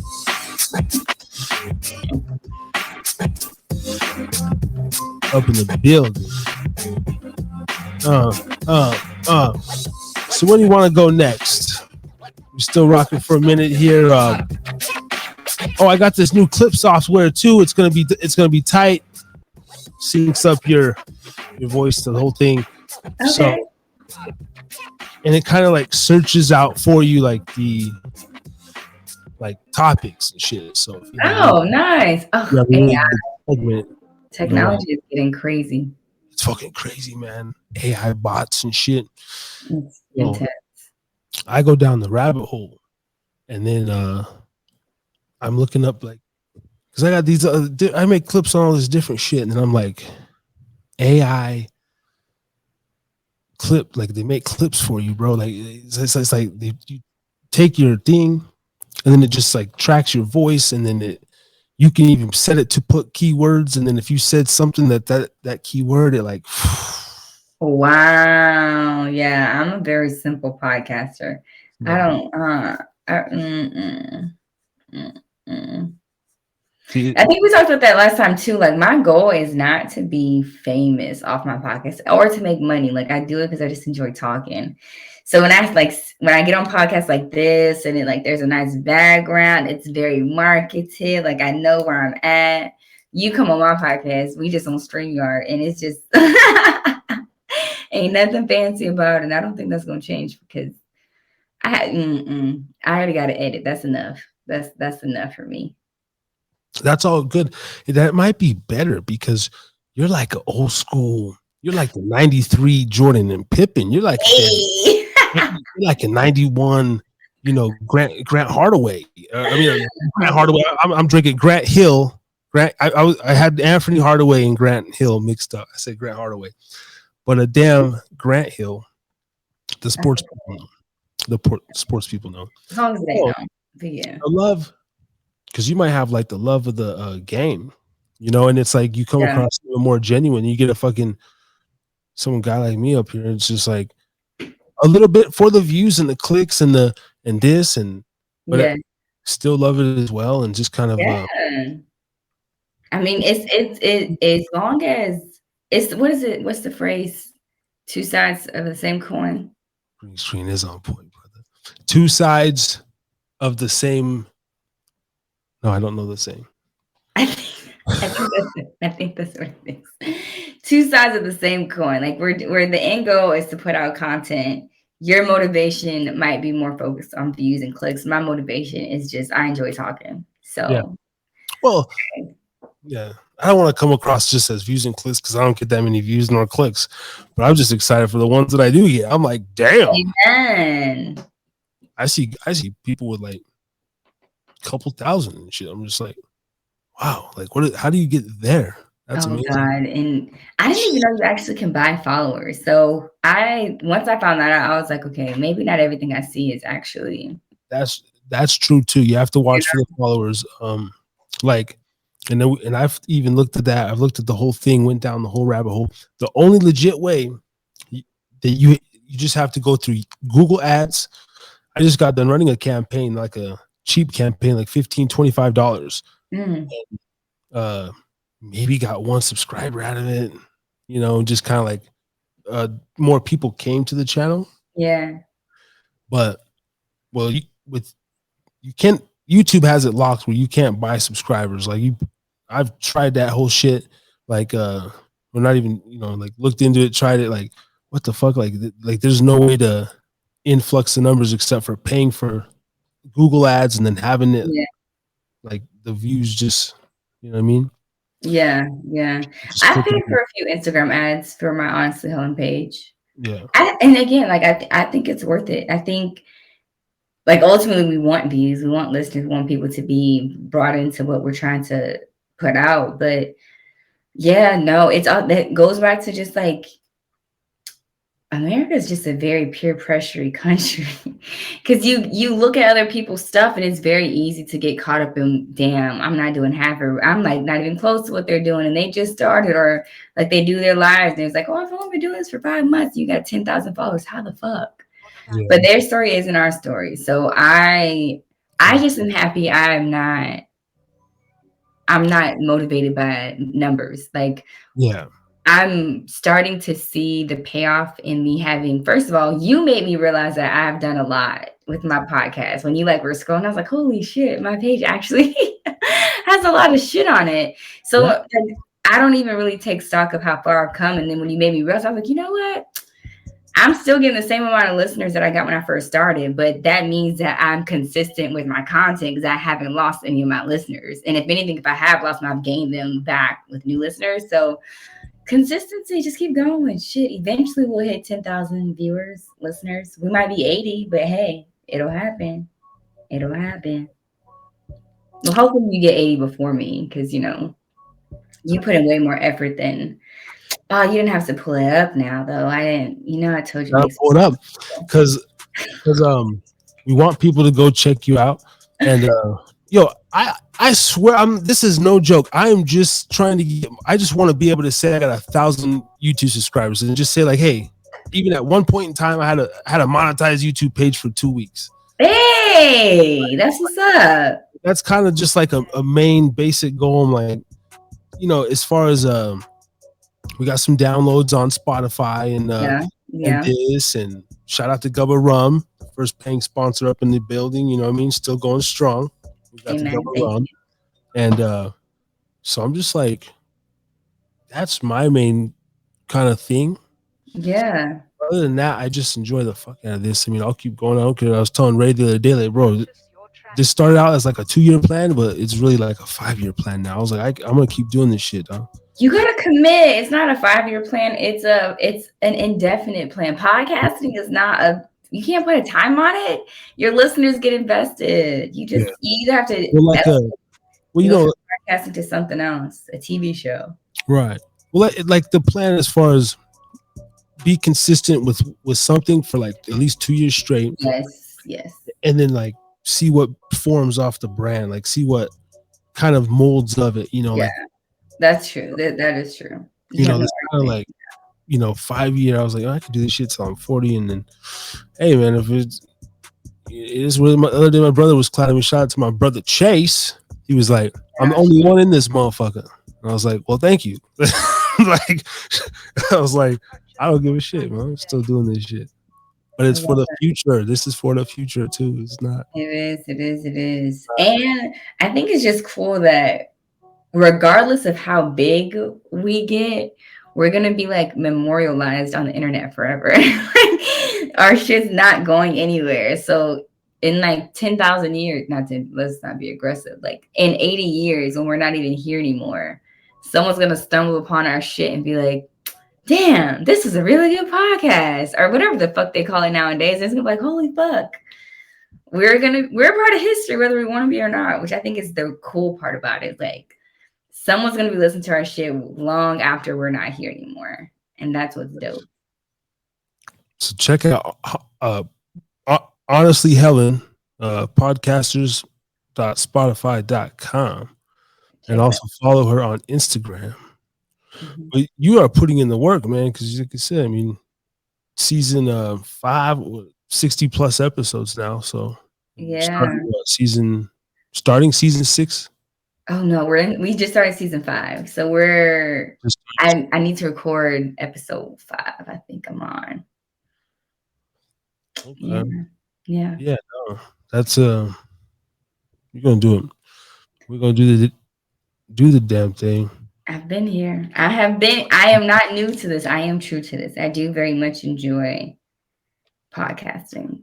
So luckily I've gotten better at it. I'm a natural at it. So it doesn't feel like extra work. And I think that's probably why I don't want to monetize it, because then it'll be work. And I'm trying to get this bartender as a second job. I don't want 3 jobs. I barely want 2. So. But you think there's a way, you know, this day and age, someone comes to you like, yo, just you know, well, we're gonna make bartending. Let's just see whatever it is.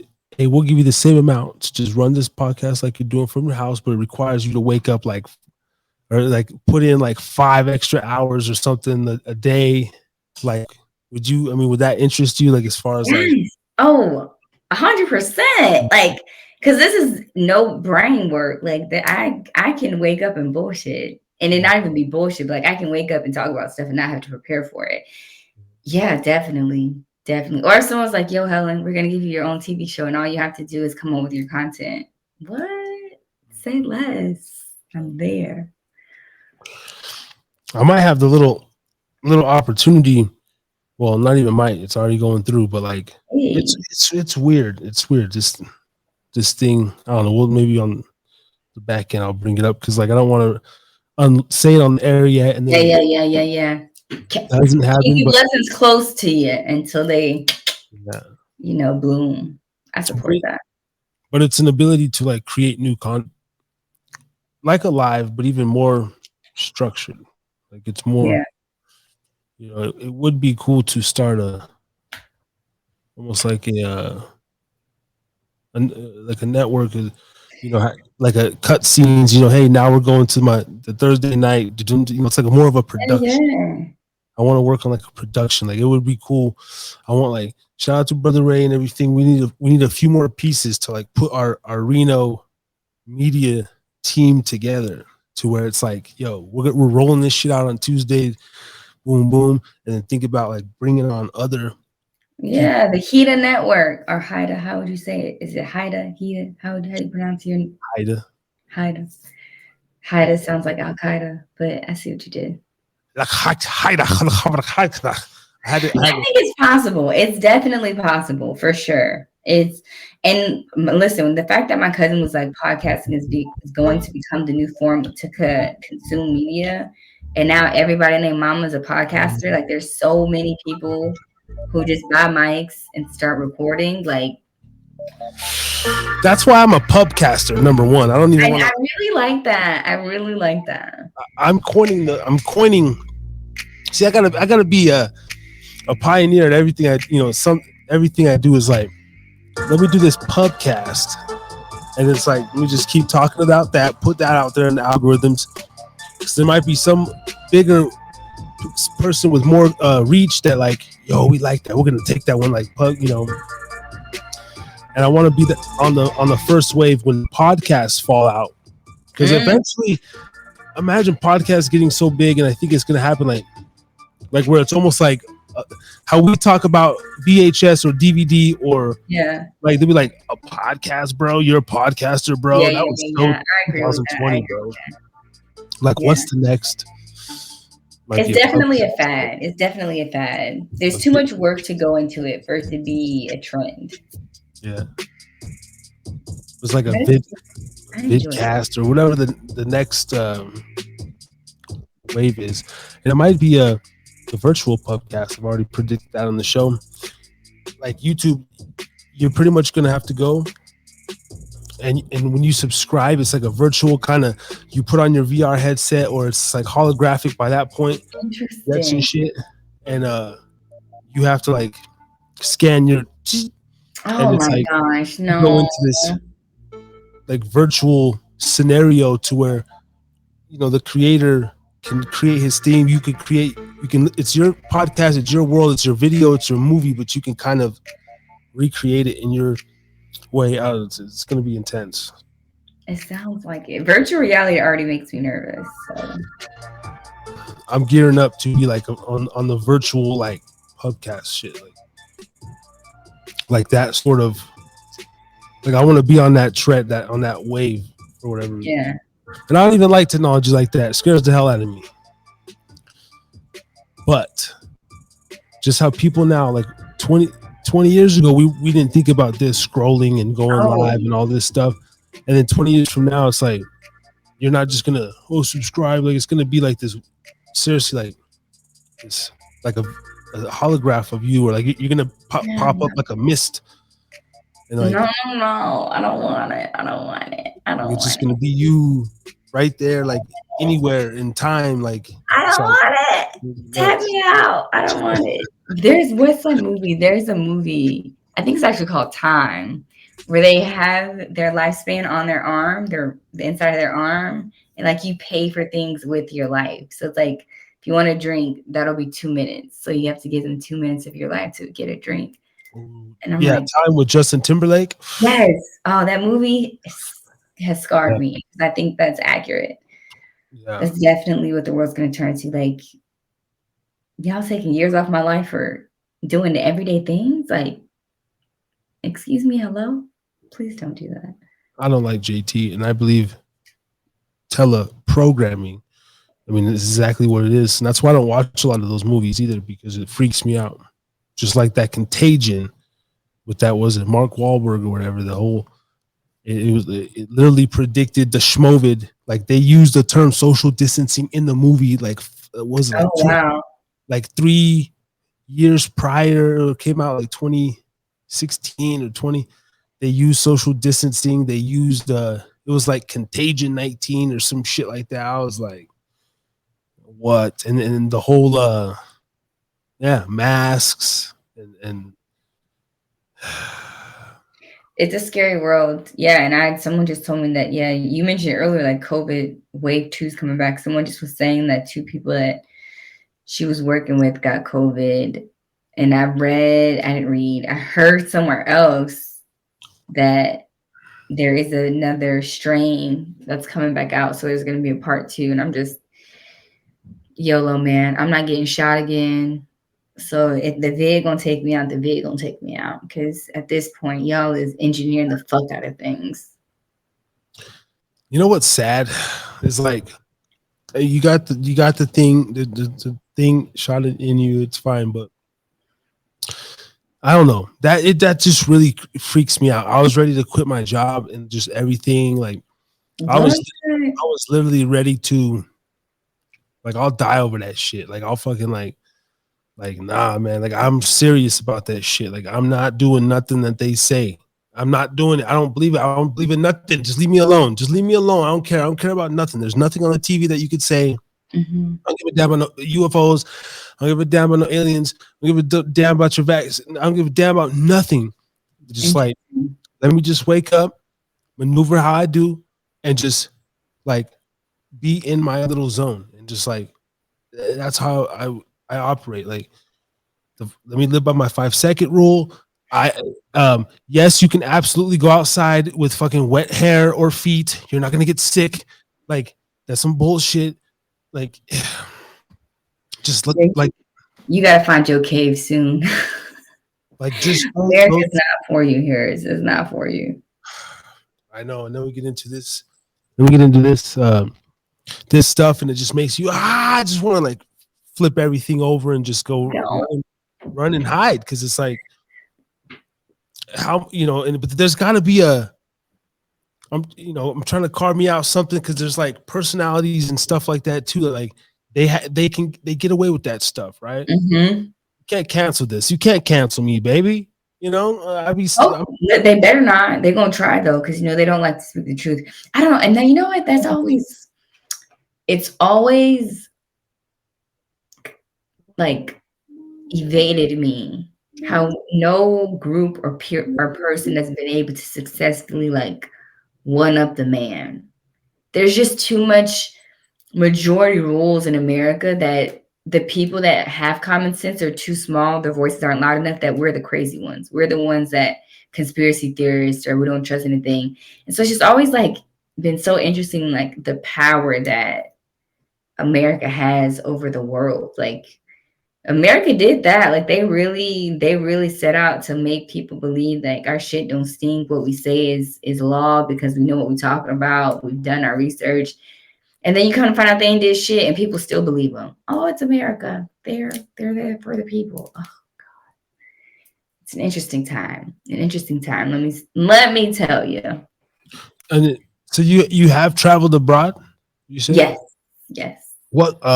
Where did you go again? What countries have you been? The furthest I have been is London, and I've been to Hawaii, been to Mexico, and then I've been to a few stateside places. Okay. And some cruises. So I've been to some islands. Different islands. If there was a place outside of America, even where you haven't been, like, is there anything in your spirit that kind of tells you like, yo, I could, I don't know what the government would be like there, but just if I could get away from America, kind of lifestyle?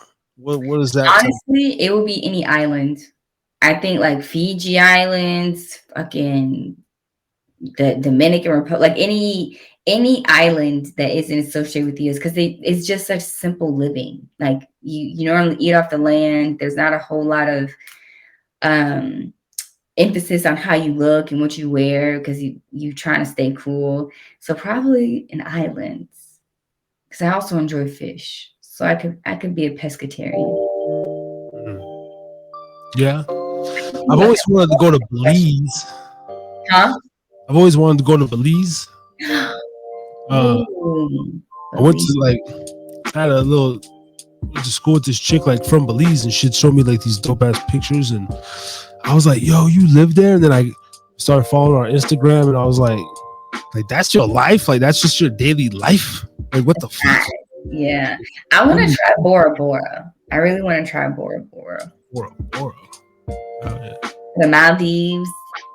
The places that nobody talks about, and I only learned about them because I rub elbows with some people that got money, and this is where they travel, and they don't talk about it because they don't want other motherfuckers to know. Bora Bora. Like, what about like the Epstein Island or No, I can't support Epstein. Or like where's that place? Where's that place Russell's hiding out in? Because those same charges. Oh God, I can't even tell you about that. He's hiding out somewhere, Bali or something. Bali, I do want to see Bali because there's like no extradition. Mm-hmm. So that would be interesting. No, this is the Harris. Africa, Ghana. I do Ghana. Okay. Or Ethiopia. Yeah. Africa is more developed than we think, so I actually need to do more research on that. But I definitely would live in Africa for sure. Definitely the motherland. Like I only got a chance to go to Mexico a couple years ago, but just it was so amazing, man. Shout out to my boy Fernie, and that was like a real Mexico though. We talking not no resort, no Cancun shit. I guess I'm like, do one of those or something to make it back, because I was in the shits, and it kept me safe though, and it was lovely though. I was like, man, it's pretty dope. Like at least coming from my perspective, but then I'm seeing him out here, and I'm like, fuck, just if he could experience, and like all these people, like I'm there for a little 7-8 days, so of course I'm happy to be there. And then I did get sad towards the end because I was looking at seeing his kids and just kind of like, fuck, man, like I wish I could give him. I'm going back to my son, and I wish I could do more. I don't know, but being appreciative, right? Like yeah. Like America isn't. It's like a dope ass place. It's like the little people in charge, but as far as like the our just like how we move, it's so like we're just out here chilling, I guess, in a way. America is look, I ain't gonna fake. I don't fuck with America for real, but I say that because I come from a place of privilege being an American, and I understand that. So I'm talking all this shit, but I get to benefit from being it because I know like Mexico in the city, that ain't the play. Like I know I probably would hate Mexico government too, but for what I think my gripe is that America gaslights everybody, even its citizens, and I'm just not a fan of it. And I just wish we were more about what we say and less about who pays us more or who gives us the most attention. That's really my gripe, is that America could do better, but we choose not to because we've gotten away with it, and it serves us not to. So that's my gripe with America, but it is what it is. I'm here, so let me calm down before they take my citizenship and dump me somewhere. We're gonna put you in the, claim the 150, 5150. Right, that part. They crack my ass real fast. No, I feel it. I have those same kind of, feelings and stuff too. And then I just sit back too. I'm like, fuck. It's really whether here or there. The question, number one question is to get a little bit of money. Because even if I go out of country, okay, well, let me buy a little plot of land, set up. But yeah, my goal is just like, I just want to be left the fuck alone. And then America might not be the the place for long for that. But if we could get these crooks out of the White House and everything, and just kind of, there might have to be some sort of don't hold your breath on that. Well, it might have to that be like shit runs deep. We'd have to burn that motherfucker down. Yeah, that's what I'm saying. It might have to come to that. You could probably move to Idaho and get your leave me the fuck alone. What's in Idaho or Wyoming? Like the states nobody talks about. I got a couple little contacts in Idaho. So hey, let's don't talk about that too much, little lady, because I might have to go get my pickup and go. What happens in Idaho? Like what are they doing in Idaho? Well, you run out there in the mountains, you'll be safe though. Yeah, you'll be safe. Yeah, I'll keep an eye on you. Don't worry now. Them arms be strong out there. See my little muscles? I got those from picking potatoes. Yeah, man. I love Idaho. I've never been, but it sounds like a great time. Shout out to Idaho. I had honestly, no shit. I had some of my wildest stories come from fucking Idaho. Jeez Louise. And Utah, some crazy early on. I visited, was it North Carolina or South Carolina? One of the Carolinas, not Fort Myers. I visited one of the Carolinas and I was like, dang, I never would have known. I think it was North Carolina. It was cool. I'm a Tar Heel fan. Other than the Wolfpack and the Running Rebel, I go for the UNC Tar Heels and basketball. Of course, fuck Duke. And so I definitely always wanted to visit North Carolina. Go to what is that name? What's the city in North Carolina that everybody goes to? That's where I think I went. Charlotte, the big one, or what else they got there? I just know Chapel Hill, Charlotte. Oh, well, they got Greensboro. Maybe it was South Carolina then. Shit. Raleigh, Charleston. That's in South Carolina. They're Charleston. I'm gonna have to go look on my maps where I took pictures with my cousin because I don't remember where the fuck we went. It was a quick trip. It was like Friday to Sunday. It was nothing. Oh, that's dope. The only thing I regret before I spit my little seed out. Well, I got some little green screen flaring up on the side there. I don't like that. Oh, I see it. For what? If you didn't say nothing, I want to notice it. I know, but now it's for absolutely no reason, though. For no reason. No fan, nothing. It's crazy. You got a spirit visiting you. Wait a minute. Maybe this is the fan. Hold on. No? Anyway, the only thing I regret is not traveling a little bit more. Because I had the opportunity. Again, kind of one of those lazy ass dudes that needs help sometimes. Like, fuck, man. Even now, I got this thing going on. It's like a legal matter thing. Nothing crazy, but I got 30 days to turn in the papers, and I'm sitting on maybe like week day 20 or 21, and it's a lot of papers I have to turn in. And I'm just one of those guys that I need like an assistant. I need like a woman, kind of just in those ways. See, I don't financial support on that shit on my own. I need literally a fucking tutor or some shit. Like car registrations, shit like that. I mean, I've been riding. Sometimes been pulled over 2 months. Did you know your tags were expired? I would literally just even based on my reaction, I'm like, oh, that's a thing. Sir, I literally didn't even know. Let me work on that. Let me go investigate what that means. And so I'd be late to the game on a lot of shit. But fuck, man. I was saying that because got distracted by that little ding. Fucking weird sound. But shout out to that person. Yeah. What the fuck was I talking about, damn it? I got sidetracked. Happens a lot with smoking. Whenever you ask me that, my brain always spazzes out. We were talking about I know, and it kind of messes up the flow of the conversation. See that's a rookie podcaster move. See? That's one of the things to get better is sometimes getting even lost in the flow of conversation. It's like, bro, you really got to remember, or maybe just have a notepad in front of you. That's why I don't do it high. I can't smoke high and do a podcast because I lose my train of thought all the time because I don't be paying attention. I'd be like, what you just said? No, I can't really blame the weed. It's really because I seriously be having so many thoughts running through my head as You did say that you listen. You have shared a lot, so you have overcome a lot. I just want to give you a round of applause. I think you're doing a great job considering the things that you have shared about your past. You have overcome. Yes. Well deserved, Harris. Well deserved. Oh, thank you. I don't know.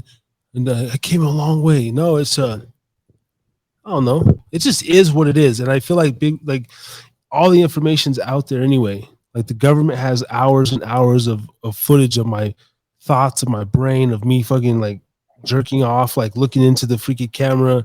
Like it's just like they have it all. They can expose it at any time. So I'm like, you know what? Let me just like come on my podcast and just like it's definitely helping somebody. Yeah. You're speaking to somebody, and that's my son too. You said something earlier, like 80 years down the road, and it's kind of like a memoir for my lack of writing. He has a shitload of writings for me, but he could just literally be like, yo, just go check out old man. Like on a Thursday, he was doing his crazy shit. And then, you know, like, oh, I kind of remember that. He'd be getting ready for a show. Like Thursday nights was his thing. It's kind of that too. That's why I could easily just sit here and just do it regardless. Good. Good. Well, regardless of you saying it is what it is, I think you should definitely take stock in how far you've come, because there's people still struggling, and drugs are no joke. They are no joke. No joke at all. Yeah. Well, serious. Thank you, Remo, with the applause as well. Yeah, no, it's I like it. It's a good little thing. So before we get you up out of here, you know, on a Thursday night, see the freaking phone died and everything too. Bam! On your Instagram, again, you're on the Anchor, you're on Instagram. All the things. There, and it's just honestly, I always want to say honestly, not honest, it's just the honest. HonestlyHelen on Instagram. Yes. _ after Helen. But like how it's spelled here. That's my Instagram name. Yeah. I don't my podcast is not visual, it's just auditory. But I post on my Instagram a lot, my stories a lot. So you see enough if you're a fan or not. I like to say I have fans. Please don't be a fan of me. Just appreciate that from the heart. Don't be a fan. Don't be a fan. Just support me. That's not LeBron. Can you support and not be a fan? Yeah. I know Brother Ray was listening the other night too. He said, yeah, man, I put on Helen's show the other night and I've shared it around. So it's just main thing is we love it. We do it for ourselves. And then like I said, if there's even one person and any ounce of energy, you know, even if there's no viewers and stuff, the fact that you're a person, you give up your time and energy to do something for another person, like, oh, let me go on his show, like that's an honor in itself. So sometimes you have to take that in consideration. It's like 100%. I love the networking that comes with podcasting, and I'm always excited because we did meet off of Brian's podcast. So it's always cool to be like, damn, I didn't even think this opportunity would come from that, and then it happens and you make good connection. So bare minimum, podcasting makes you network without you even realizing that you're networking, and I think it's great. Yeah, such an undervalued tool. I don't do enough of it, honestly. Need to try to start doing more. But you know, I'm in all the Facebook groups and this and that, but then the people that I kind of met so far are kind of full of doo-doo, like, oh, like time, you know, like, I don't know, man, just people make excuses. It's not, this shit ain't that, like, we're all busy, but we really ain't that busy. Yes. Like, none of us are building fucking rockets and trying to save children and shit like that. Like, we're really not that busy. Unless you're some damn school teacher, some like, get up at 4 a.m. and help disabled vets, like on some real shit, and then like you know, then you go teach blind kids at 9, and you don't got time because you got to help your mother who's sick, and then like that's few and far in between. And most of these motherfuckers just wake up and lay there, and so and then we just want to do something. So I'm just all about, like, if you got a camera or for anybody, I'm always telling them, like, yo, like, what do you know, let's, like, in the moment. Yeah.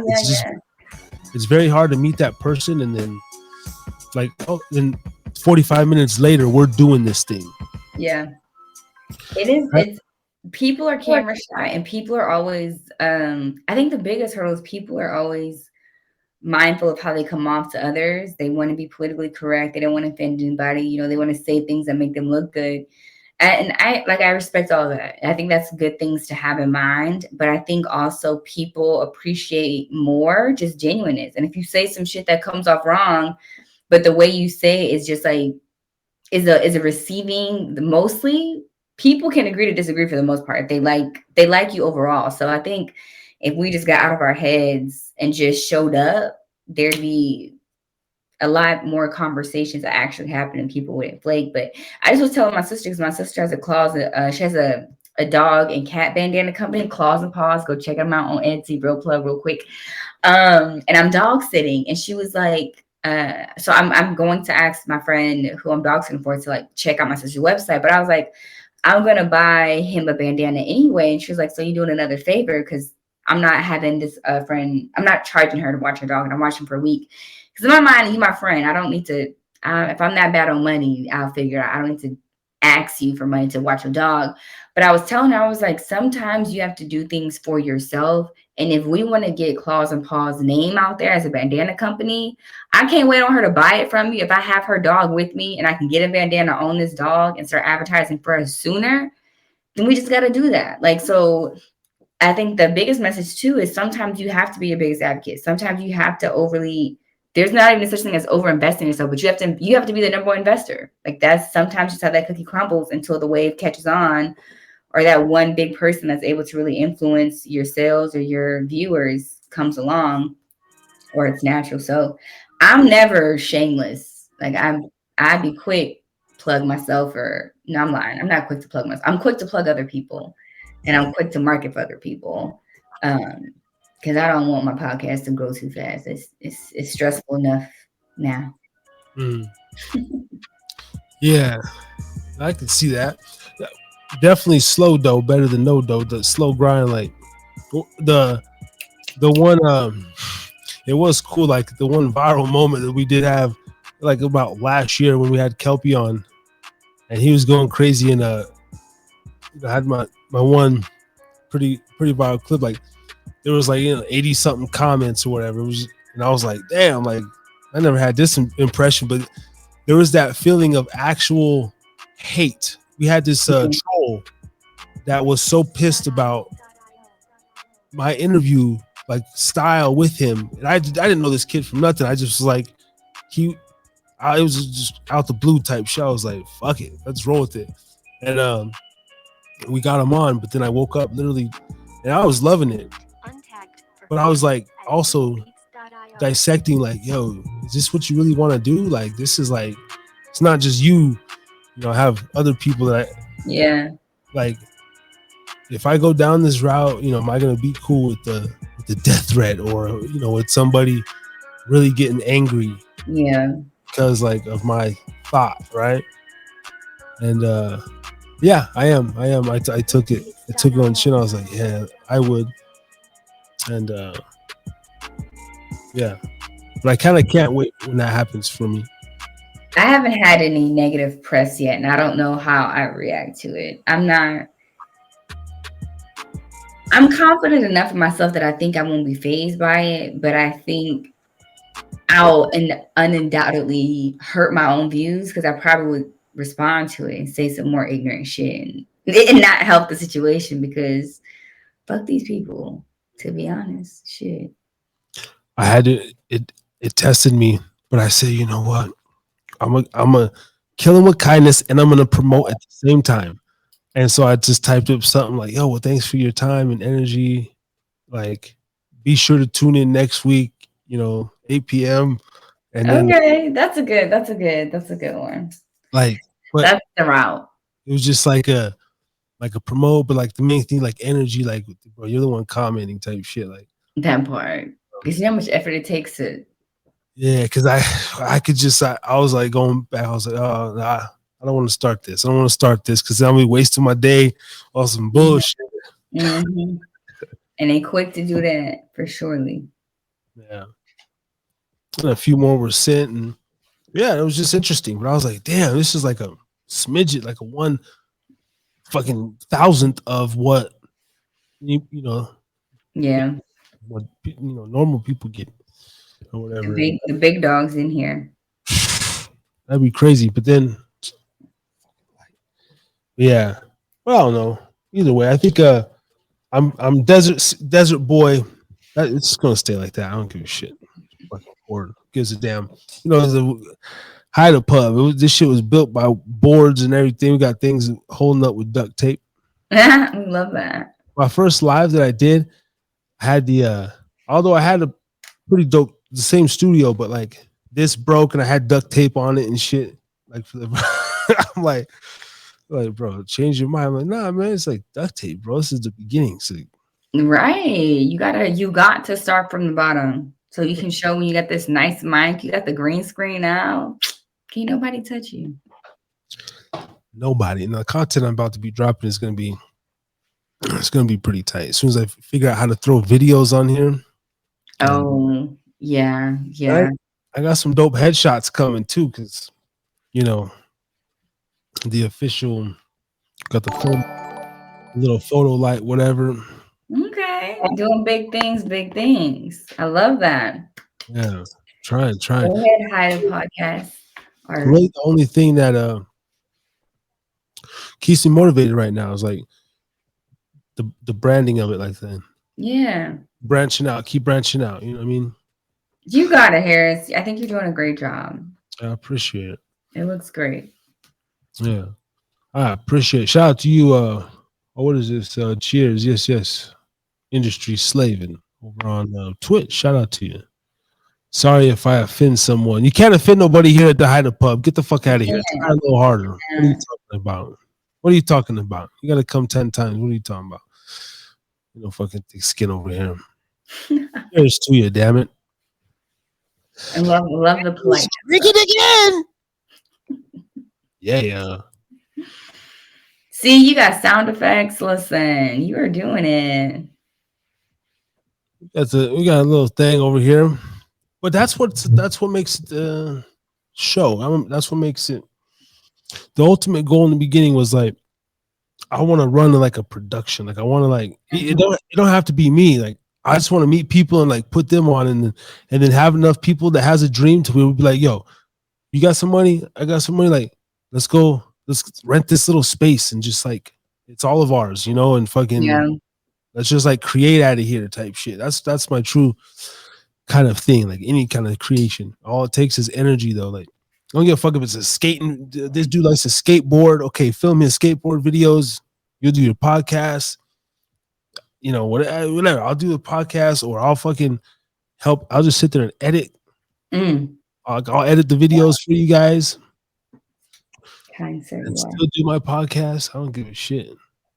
I just want to be a part of something. Well, ain't nothing to it but to do it, Mr. Sir. So you got it. Absolutely. You have all the faith in you. You're on your way. Appreciate it. What's next on your menu and when are you doing your next show? You do it bi-weekly, yes? Yes, bi-weekly. So the next episode will drop Monday. This Monday coming up. It will be a solo episode. And I haven't even recorded it yet.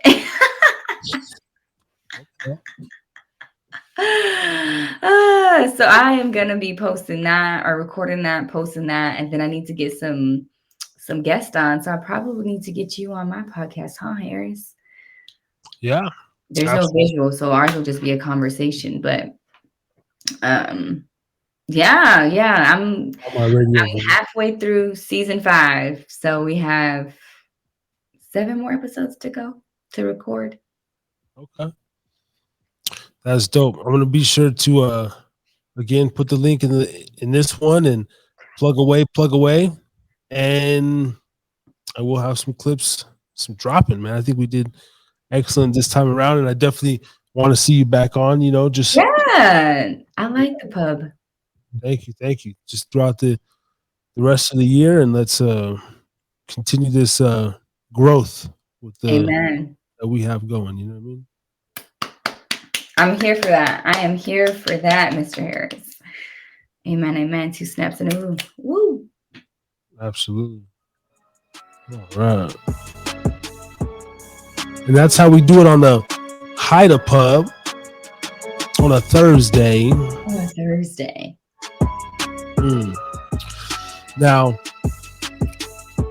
anything else you want to cover? Anything? I know you got an early start tomorrow, so I don't want to. Yeah, I'm doing my row class, my little exercise for my life. Not really. Check me out. The vibe here is normally how I am. Like, I'm pretty consistent with how I show up to people. So if you appreciate it, follow me HonestlyHelen _ on Instagram. My podcast is on most platforms.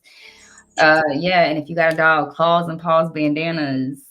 We have cute bandanas for your animals. That's it. And thank you so much, Haida Pub, for having me back. This was great. It was a good show. Happy to return whenever you needed me to. All right. I'll remember my smoky smokes next time. I didn't feel like going downstairs and grabbing my blunt. Yeah. No, definitely come through. Bring your drink. Bring your blunt. Smoking's welcome. I'm gonna start smoking some cigars on the show. Oh, he's a sophisticated man. Yeah, I try to do this little button up. That's like my signature. My signature is the button up, but I went through all my dress shirts, so now I'm just got this, and I'm like, I want to start like just a couple like little cigars, Got my coat. Yeah, okay. We're in the lounge now. We're not at the pub. If you got a cigar, we at a lounge. Oh, okay. So we could turn into Haida Lounge, Haida Pub. See after the. That can be your late night. The pub turns into a lounge. 20, 25 and older. Yes, that's when the lights come on. From like 9 to 11, it's like Haida Pub, and then there you go. Listen, your green screen, you got the vibes already. You halfway there. Hell yeah. You in the kitchen part of the lounge right now. It look like. After hour, yep, Haida Lounge. No, see, that's the whole thing. That could literally be a thing. Get the playlist right, get it like doper, and be like, yo, I'm gonna carry the tone this long, and then only play like this style of music, and then really like do a breakdown, like like yo, and like switch the whole theme up, and like now we're going into the Haida, like it's like a different. Listen, the possibilities. Dope. You got it. You got it. I will happily help you cut the ribbon for Haida Lounge. Or I'll be in the crowd when you cut the ribbon. That'll be the shit. You guys are from USA. Yes, we're live from America. Industry. Holy shit. Your actual name is Industry Slaven? Listen, when you said it the first time, I was like, I'm surprised you could read that because I wasn't sure what was happening. Industry Slave? And I was just talking at the beginning of the show about how the people if your handlers are listening, reach out to me. And now there's a guy named Industry or Slaven or Slave. And he's European. Are they European? I don't know if it's a man or a girl. I'm a slave for the industry. Oh, okay. Yep, they're correct. All right. Wow. That wait. See, now you started. Is that really like a real thing? Are you here to? Well, okay, interesting. I'm getting a little sleepy there. What'd you do at the beginning of the show? Helen started it with her ass. She came on here with the throwing up the threes and everything. Listen, your English. Listen. I think you missed the early part of the show where Harris was basically on your same wavelength. Yeah. Oh, well, thanks for joining all the way from wherever you are in the world. Yeah. Interesting. My English is bad. That's what it is. There's always a weird weird Patreons, that come in and through the door late nights and Not the weird patrons. You're not weird. You're amazing, you industry slave. yeah, just weird in a good way. Like, yo, we don't know what this guy's on, but he's welcome. Yeah, we More than welcome. Come. Bring don't it. try and kill us. We support you. I want all the party favors. I hear Norway is actually really fun. Like Norway's a party country. Norwegian, huh? Mm-hmm. That's what I heard. I ain't never been in Norway. That's a little bit above my pay grade right now. Norwegian, eh? One day. That's dope. Shout out to you, man. Yes. Live from Norway. Thank you for tuning in. Absolutely. Industry slaving. Okay. That's what's up. Conspiracy hat. Strapped on. Yeah. Now they say be careful what you wish for, so maybe I should be careful what I wish for. Let's see. Okay, we gotta get me out of here. It's fine. Because last week, hold on. When you were here the last time, yeah, it was long, but I still stayed on for like 7 hours and 44 minutes. Broke the record. You stayed on after? Yeah, for an additional 6 hours. Oh yes, it was a 7 hour and 44 minute live stream. It was insane. Didn't even fucking get up and piss once or nothing. I think until like maybe right at the end, and I was like, "Yo, wish for peace." Oh, wow. Do you know any secrets that's about to happen? There's something bad going to happen to America. Listen, let me go. I don't want to be a part of this conversation. They're not going to get me. Oh yeah. Damn, that's a long time to be alive. Yeah. No, it was kind of too long. Like I was almost like I could have ended it like 6 hours because the last 2 hours, but it was fun because me and Beeline did like almost a 6 hour, and I was like, well, I gotta go over 6, and then that just turned into 7. But you said no, not into that. Oh, okay, just had to check. Just had to check. I don't know what kind of trolls or industry agents that they're sending at me. We already had the one, so you never know. Harry's drinking again. But no, we will get you up out of here. Thank you so much, Helen. And then yes, I'll be reaching out to you shortly. Not that you care, but your sign again. You're that C word that I don't like, or what's your sign? I'm definitely not a Cancer. I'm an Aquarius.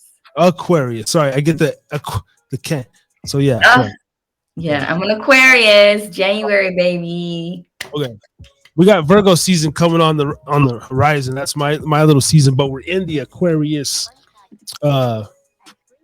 cycle, so it's gonna be it's gonna be interesting. Emotional. Listen. Oh, we're the best sign, but yeah, I'm. My mom was a Virgo. Y'all are a different breed. I'm gonna be doing some readings from the next as soon as 3 more weeks. Yeah, about 3 more weeks or 2 more before the change, and I'll be reading the horoscope every Thursday for those 4 days and oh my God. Forecast. I'm an old army guy. I'm just drunk. That's awesome. Salute to you. All right. My man's definitely drunk because these typos are getting to you. We support you, though. We support you. Yeah. But yeah, I keep yawning. I think that feels rude. Yeah, anytime you want me back, I'd be back. It was a great show. Yes, thank you so much. I'm glad we got the audio right. This was like a good do-over. So yes, you have a good night and a good weekend. Be safe out there in the wild Cali. Hey, nice. Thank you. Have a good night, you guys. Till next time. All right. That's how you end the show.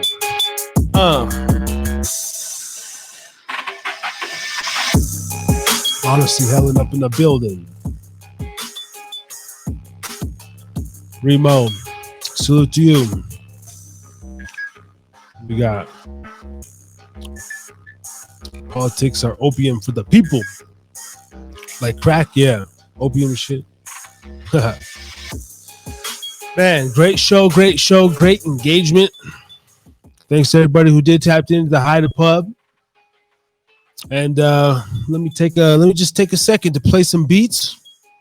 Wind it on down. Go refill your drink, your ice. Come on back. Shit. We're just gonna sit right here and go into the next probably segment and be out of here. Just not too bad tonight. We're doing a good time tonight. Right on time. I'm gonna play around with my green screen here. Except I got a little pickup coming up over here. I don't know what this is. It's on this left side right here.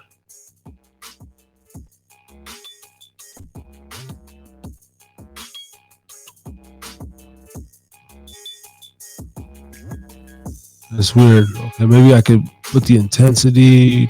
Okay, just put the little intensity up. There we go. Oh, right there, perfect. Oh, look at that.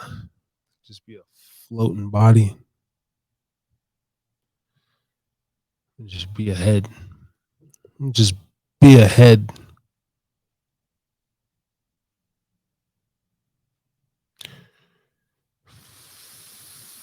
$49.5 seems perfect. A little strong.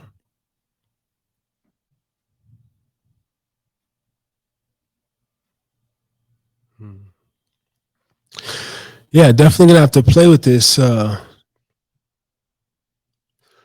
throughout the week. Read a little bit about it and really get this shit proper. Figure out how to play some videos, different things up on here. That one's a little blurry. We got the Hide Pub. Yeah, man.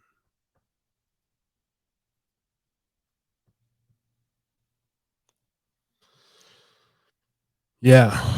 Hope I don't offend people. See, I don't hope I don't offend people. I hope that I offend people. Because that's where the good stuff is. You want to offend, at least over here, man.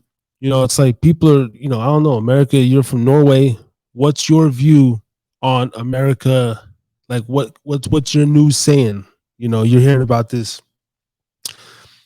the tranny stuff, the turning the boys into girls, or you can't say this word, and people are getting fired from their job because they're making jokes and references about like silly stuff, and people are getting offended. That I don't like that. I don't subscribe to that sort of stuff. I'm from the old school, generation Y, not no millennial, not no Z, generation Y. I don't know, 87, baby.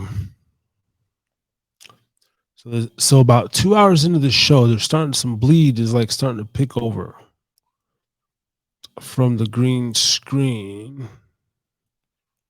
Interesting. See, I never noticed it that bad before. Is it just losing its luster? See, now it's crazy looking. Now it looks crazy. Hold on.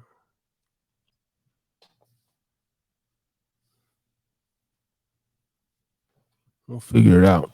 All right, let's put on some beats, though. But before we do that, I'm a prolific. Harry's drinking again.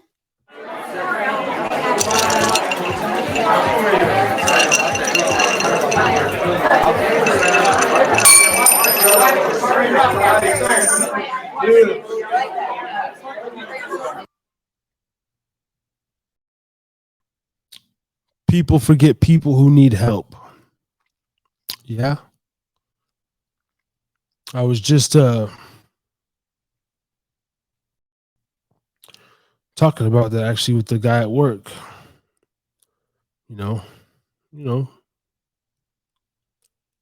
you speaking more of like homeless people or mental health or financial help, or just maybe a lot of us need help. I need help. Fucking need help. But that's what Hide a Pub's here for, man. That's what my platform's here for also, is to give people that voice and then, you know, have some virtual convo if you're overseas and this and that.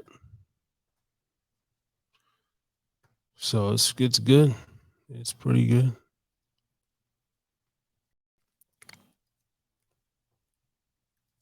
Interesting. Let's play some beat.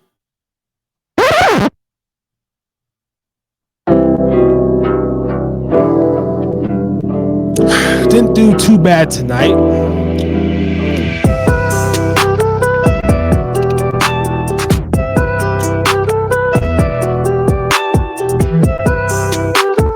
I like this backdrop right here. This is fly, bro.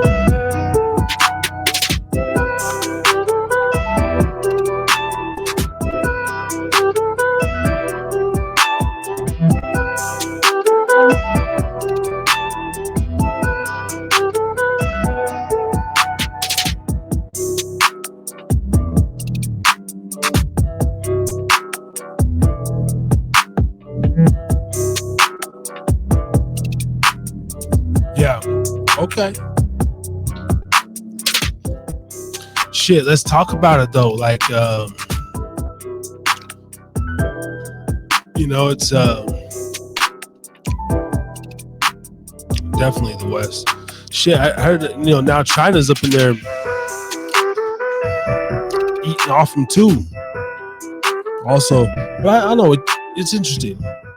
Went to this conference, actually, this networking event a few weeks ago. We're talking to Africans. Shout out to Sofu. I don't know his whole name. I'm gonna say Sofu. And Triumphant. And they were actually more for China being there than the US. Just because, like, I don't know, they're saying like China kind of, they'll show up, build infrastructure, but they're not really in our politics. America shows up and they're like all in our shit. Yeah. Interesting.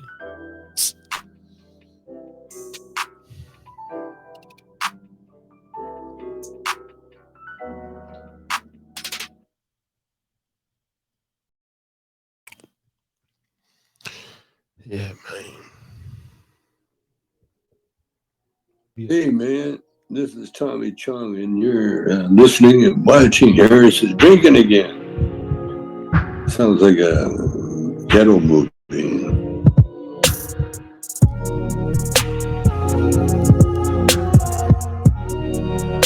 Norway sells weapons to stupid people. Yeah. Really? Yeah, I mean, I don't know. Who do y'all sell weapons to? Because, you know, I'm just like ignorant American guy. I don't know my world geography like I'm supposed to. Norway isn't Europe though. Like, you're on the continent of Europe, right? At least I think. Interesting, man. Fucking America's school systems is, you know, whack. In Europe, yeah. Yeah, man, I love to travel. Been to Mexico, and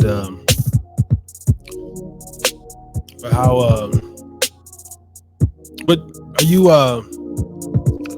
are you from America living in Norway, or you're straight Norwegian, and you were in the Norwegian army or the US army and then went to Norway? Just straight Norwegian? Okay.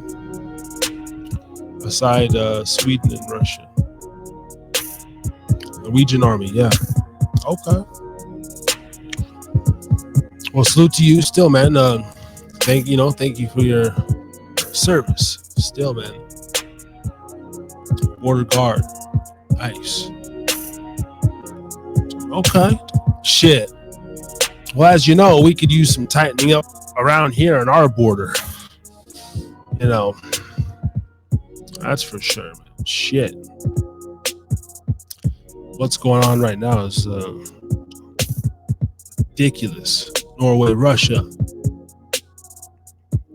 For sure. Yeah, this next is upcoming election and this upcoming it's gonna be something. It's 2024. Buckle your boots. You know, I'm already preparing. Got the survival kit. I'm always adding to my survival supplies and just like hunkering down.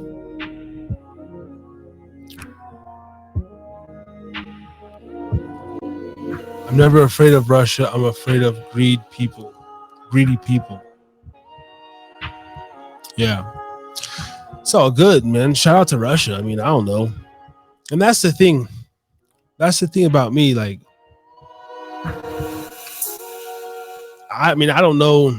We don't talk too much politics over here. Let's have one of my co-hosts, Brother Ray, or my cousin Fatty Phil comes through and he spits his politics stuff. I don't know enough about the whole even Ukraine nonsense. That's what it is to me, just a bunch of nonsense. And so I don't know. I mean, I don't just fucking US just fucking with everybody's shit. If I could pull us back, I would. I'd be like, nah, we got like wars here at home to fight. We got bigger fish to fry, man. All that money, I'm putting it back in our school systems, K through 12 first, preschool, kindergarten, all the way up to 12th grade. I'm funneling money back into our schools. I actually have a little prison reform of my own.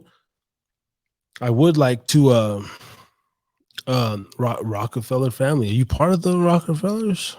The hell? Or you're just saying they're the greedy? Yeah, they control. Yeah, the royal families. The Vanderbilts and the Vanguards, and all these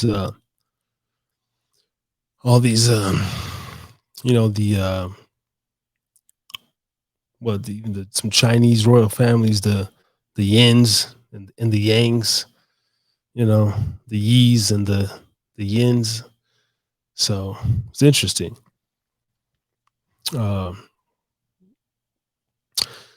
I would like to possibly run for mayor one day of one of my beloved hometowns, small town in Nevada. I do have a nice plan. Tourette's is kicking in. I do have a nice plan to clean up the streets as far as trash and funnel money back into our school systems, build up the infrastructure and stuff, and create more community programs so we can rebuild the minds back because this generation's kind of lost. The baby boomers are lost. So it's like and what they're doing now with these fucking bullshit millennials, these 2000 babies, they're growing up and all this shit, and they're gonna I was just listening to a stat today that like 21% of millennials are gay. The fuck? And it was like 2% of the baby boomers were gay or something. Like, it's just we're creating like weaker people every generation. So we got to go back to like creating, strong values and stuff again. It's fucked up. Let's see. Everyone know them. Do you have faith in yourself? Yeah, absolutely. Yeah, definitely, man. So, yeah, that's pretty much, the only kind of, faith I have is like in myself, my own abilities, my own mind, my own morals, just my own code of conduct. I lost mine to myself. You lost your faith to yourself. Yeah, but you gotta have a little bit of faith. I mean, even to do something like this, run a pubcast. I gotta have faith. I love doing it. And yeah, trying to find faith outside myself is actually the kicker. It's actually have a little bit, but that one definitive source I'm not sure about. I'm trying to help people, but when I can't help myself. Interesting. I mean, yeah. And see, maybe that could be a downfall of me. I'll be honest. I'm quite selfish. I could help. Like, I help people through ways, and I help my immediate people.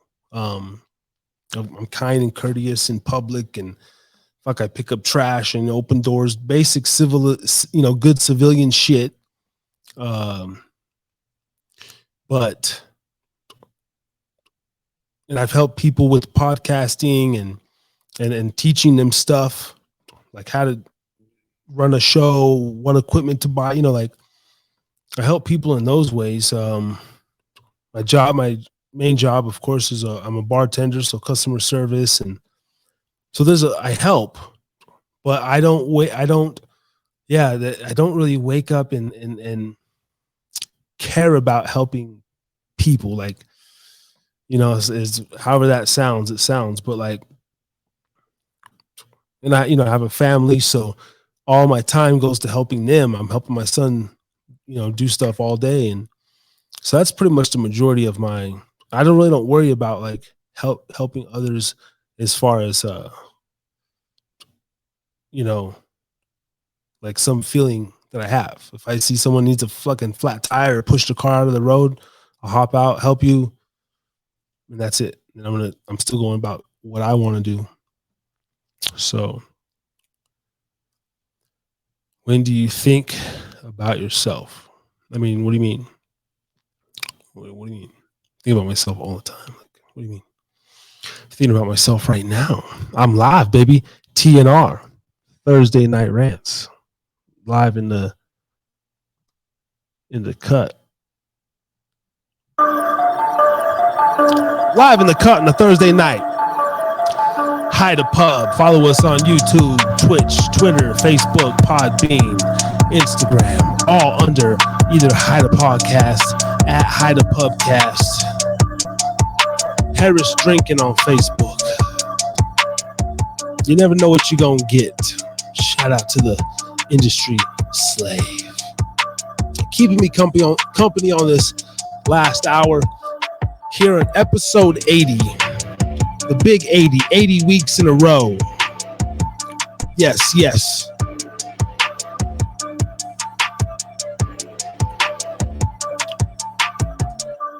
Mask? Why do you ask?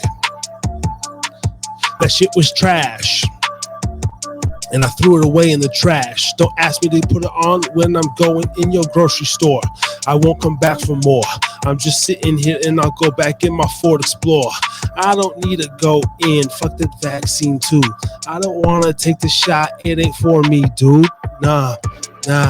Not now or not ever. I'm way too clever for the government's endeavor or the 21 agenda. Yeah. No pretender. I was born in September. And I do remember. Yeah. Weak ass flow. We just a little something. Yes. Oh, don't ask me about no mask now. Don't get me started on the motherfucking shit. COVID-19 84, baby. That was the mask I had. And the fucking employer, oh, you can't wear that anymore. Then that's when they started rolling out, oh, well, it has to be a surgical mask, or then surgical masks weren't allowed. Oh, N95, the fuck you motherfuckers. I'm tired of this shit. I can't go. I can't do that. I can't go down that road again. It's gonna be bad. When they try to pull this bullshit again, it's gonna be bad. I got me a little acre out in the desert. That's all I'm gonna say, and that's where I'll be. Hey, how are Norwegian gun laws? Y'all got guns? No, Europe. Y'all ain't got no guns out there, huh? See, that's the fucked up part. You got knives and shit. See, America, we got these guns, man. You know, and that's the one thing that keeps us like, you know, the government really fucking with us is those guns. Those guns, man. I mean, I'm sure a former military man. I know you packing a little something. I know you got a little something in your reach. You know, you don't have to incriminate yourself for nothing like that. But you know, I would never underestimate a military man. You know, shit. But yeah, ain't got no guns in Europe. That's crazy. It might work out too, but for the government's sake, like that's why we're holding them off, I think, from implementing even worse stuff, worse plans and worse strategies in place. Like, I believe that the plandemic was a test to see how much we would take to kind of program us for what's coming down next. And then this next one is really up to us as a people, as a nation, as a world, to really stand up, to really fight. And if we have to have an uprising, I mean, it's fucked up. But anyway, let's get out of there. I'm trying to get in trouble.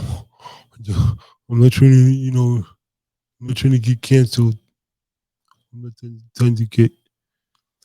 You can't shoot a human. Like, even if you had a gun, you wouldn't shoot a human? Is that what you're saying?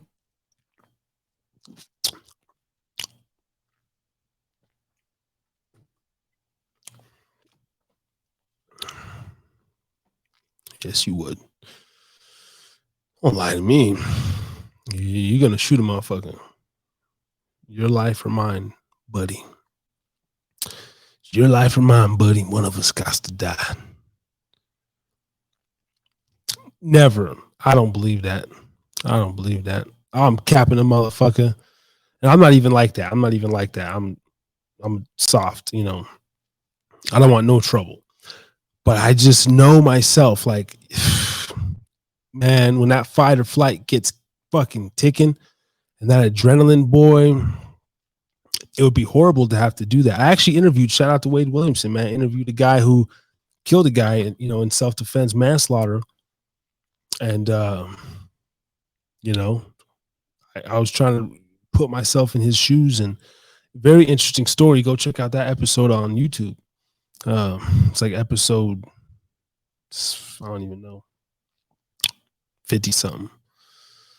And, yeah, that was a horrible situation. No, you don't ever want to take a human life, but, you know, for defense purposes, like I'm not like, no, you're not man against man. It's, you're fighting till the death. At least I am. You know, yeah, man. Or, you know, God forbid you're up in fucking jail or something. You're fighting for your manhood or something, man. Shit. You gotta kill a motherfucker.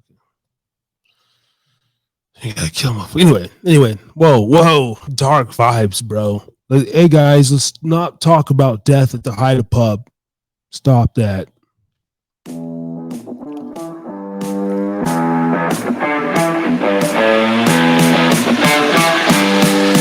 Reno, stand up!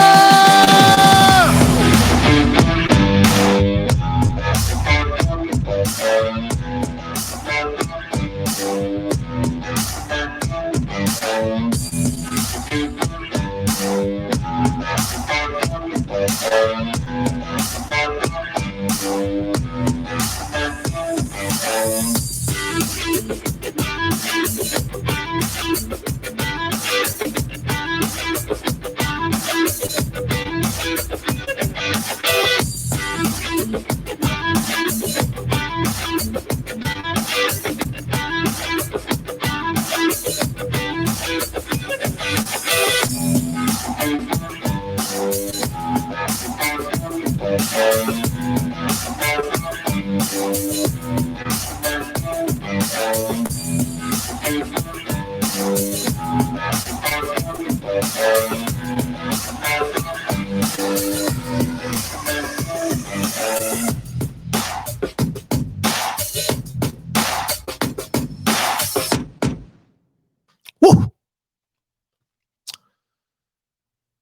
That's how we do it over here. 86 border guards on Norwegian lines. We are trained for not killing. We are hunters just watching.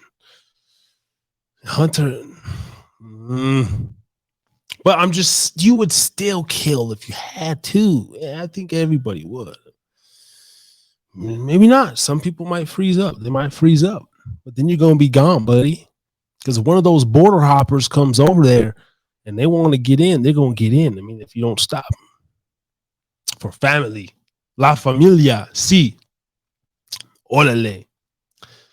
Si. For my family, I meet muerte. Si. No problem. No problem. I give my life for my familia. Anytime. Anytime. But we're not going there. We're not going there. It's again, peace, world peace. And we pray that, you know, whatever you want to do, pray, meditate. I don't give a fuck. Just you know, we're gonna just mind our own business. And then, you know, if you do see evil, step up, stop evil, assist in good. Other than that, smoke up, drink responsibly, and do what the fuck you do. Let's get this money. Let's take care of our family. Let's do the damn thing. All right, one more shot before we get up out of here. A little warm. A little swig. I'm fighting my demon. What is your demon, sir? Are you a sir? Yeah, I'm taking you as a sir. I just admitted my demon earlier in the show. I've done it a lot. Yourself. Okay. Now, let's talk about it. Let's talk about it before we get it back. Going on the 2.5 hour mark. Salute to everybody. My demon myself, too. I believe I'm on the 4th level of manhood in my own eyes and opinion. I have one more to go, and that's to master myself. I believe a man to become, you know, so what's a man? What's a man? Well, a man's a lot of things. A man is a fucking man. That's why men are fucking cool. And we fucking rule the world and we fucking dominate shit. God damn it. And men like pussy. And men gonna say shit and talk like fucking men. All right. Now that we have that established.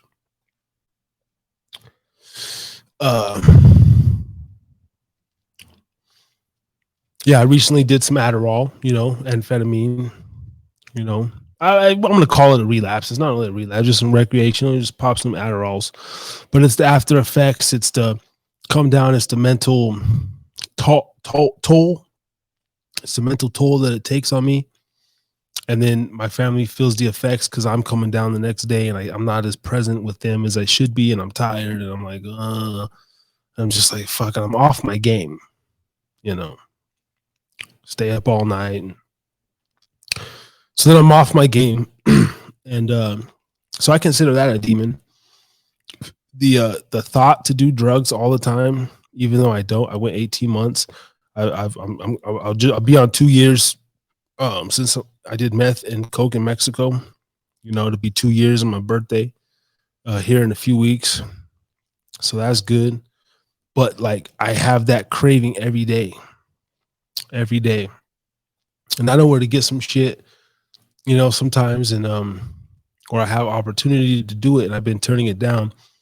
But those Adderalls, I was like, well, it's cleaner than the other shit. So I took them, and so that's a demon of mine, you know, addiction, porn, you know, and let's get into it because I'm trying to be faithful and I don't want my son seeing me with a lot of different women.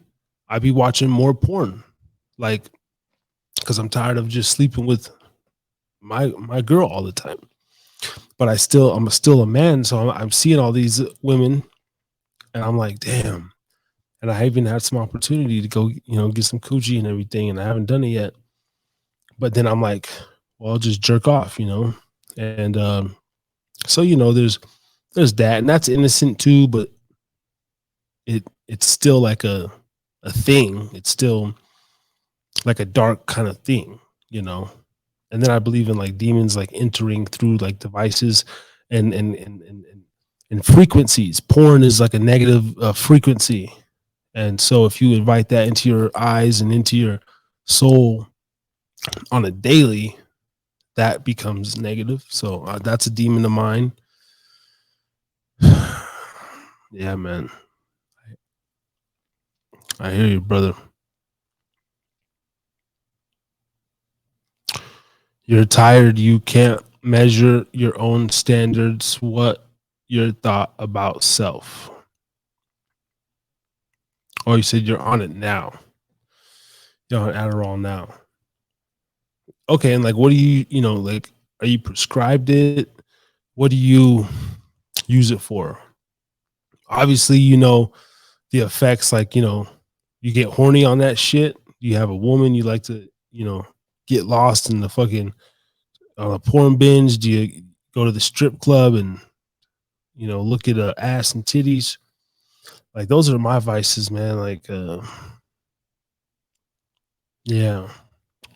But you got a point there, though. I have these. I know where I want to be. I know the level of discipline that I want to have, but I've never had it. And so I'm spending my life like fighting manly earthly pleasures and true. When I do my mushrooms, when I do my spiritual cleansings and stuff, and then the certain things I've had happen to me, I'm like, okay, this is the path you want to be on. But so it's like that body brain. You're fighting the mastery.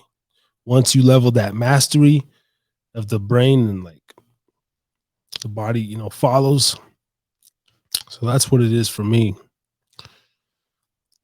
I know it's my life.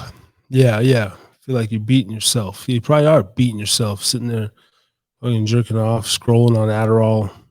I know, man. I know the feeling, man. I have 4 or 5 different tabs open, lesbian porn, and each one of them different scenes, like a fucking creep, dude, on that Adderall. Yep. And I do that because I'm trying to be in the house. I would go, to the fucking titty bar, go try to fuck, or it was amazing when I would have women to do drugs with, because there's no better feeling than like being on amphetamines with a woman, and you're both on that same level, and your understanding of each other, and like the draw. I think that's a high that I chase too, like just that feeling, like fucking heart's racing right now talking about it, honestly. Holy shit. God damn it. Get out of here. Let's get out of here. Talk about no damn Adderall. Buying girls just to talk, even I'm any player, needed to hide myself. You buy girls just to talk. I mean, that's, I'm not going to clown you, man. That's a thing. What do you mean buy a girl? Like you pay for like a prostitute just to like have a conversation with, or, hey man, come on down to the Hyder Pub. We got ladies and everything over here, man. And, welcome here, bro. Welcome here. You said, yeah. All right.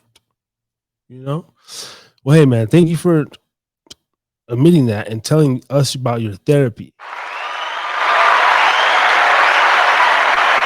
Therapy night rants. Thank you for engaging.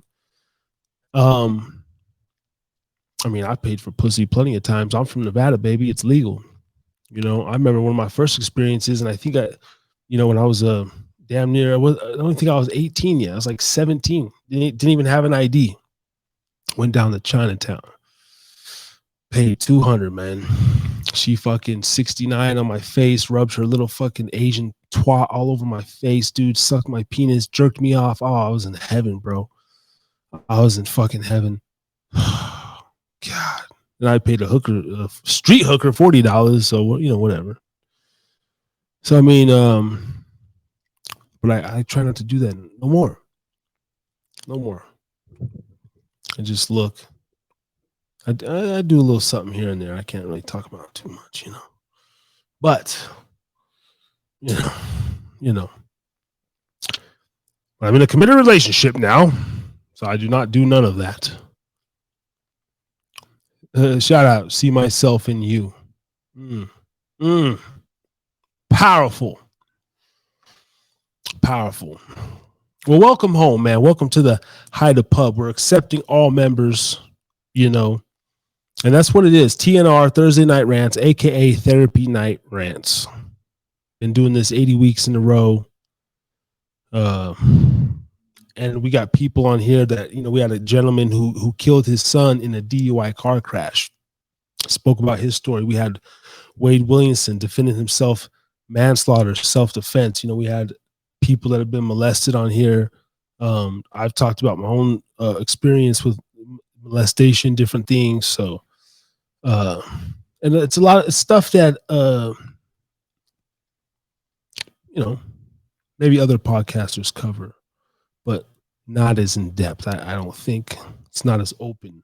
You know, we kind of just open that closet and whatever skeletons fall out, we just watch them fall. Oh, you're done yet? Oh shit, there's still more. And then once it's done, then we look and it's like, hey man, we'll pick this shit up. Let's put, you know, so it's all good. You know. Oh yeah, let's get some rock. Let's get some rock. So if you been entertained, just hit that follow button and get the notification, man. We right here. But either way, every Thursday night, 8 p.m. Pacific time. YouTube is what we go hard on. But shout out to the Twitch community bringing the heat tonight. Shout out to the industry slave. Yeah.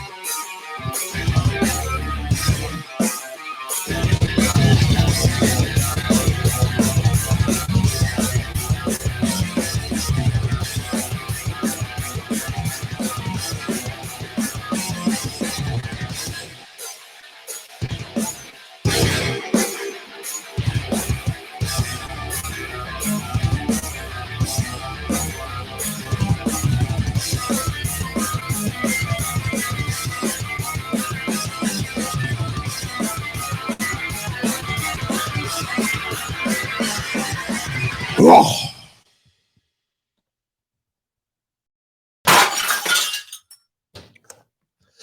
Harry's drinking again. That's how we get down on a Thursday night, baby.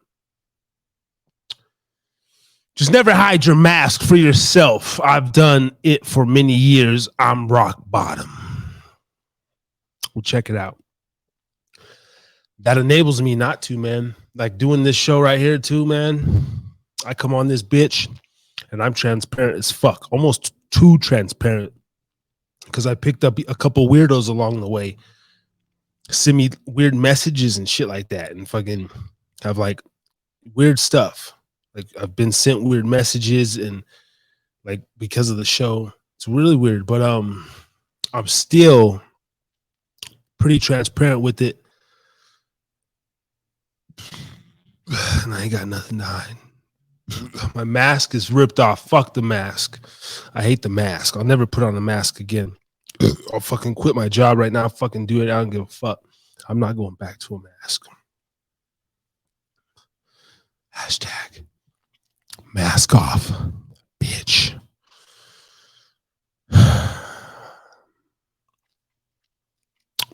You're at rock bottom. But sometimes it takes hitting rock bottom, though, man.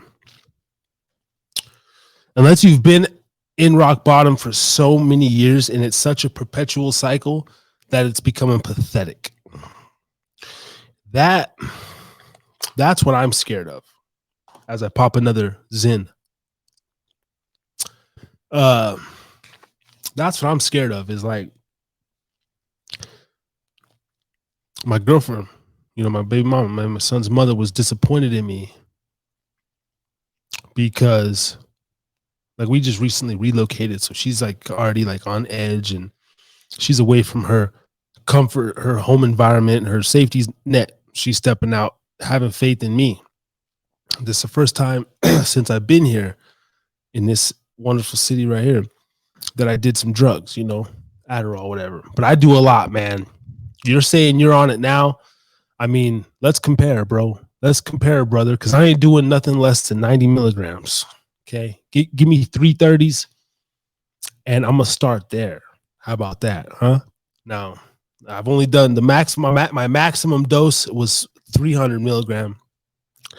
I fucking ate and snorted 30 milligrams at one point, and I thought I was going to fucking die. This was years ago before my son was even born.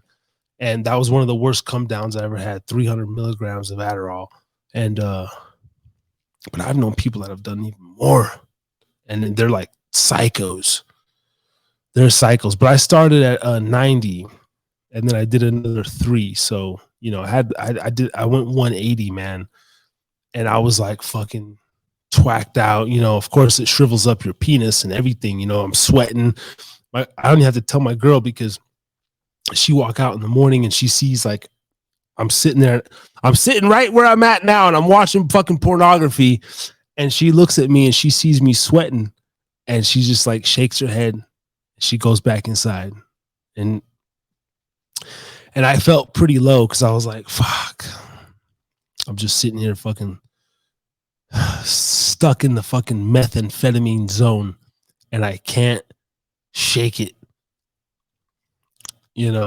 I'm so fixated on this.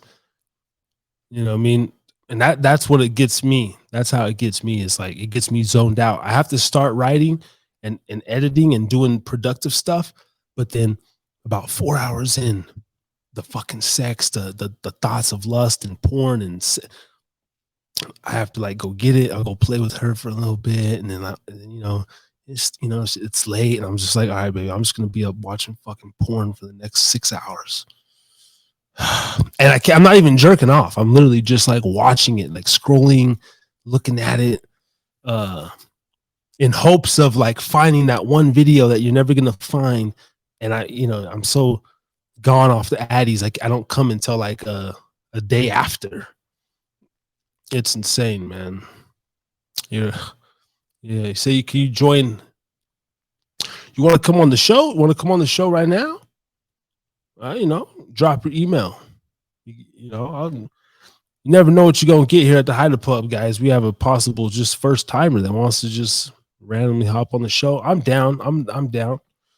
We over here, man, just engaging, doing a show. So anything that's gonna make the show. You're a good guy, but the grass are not better on the other side. Damn sure not. Taba1982 at Gmail. All right. Give me a second, Mr. Taba. This is going to be interesting. Industry slave. What is this? I did this last week. See, this is what weirds me out.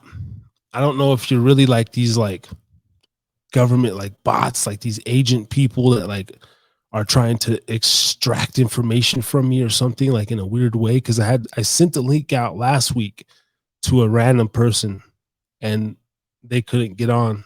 And it was just weird, but I'll send it to you anyway. Because that's what we do over here.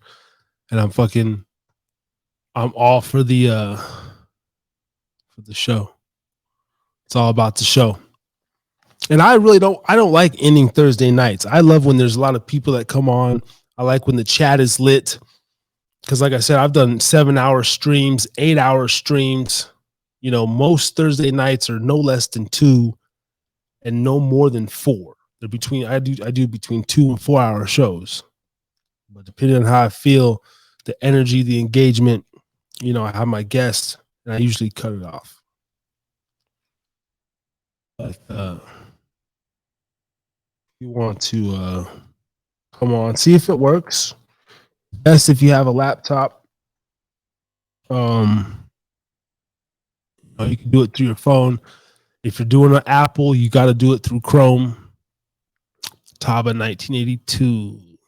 All right. Links in your email. Check it out.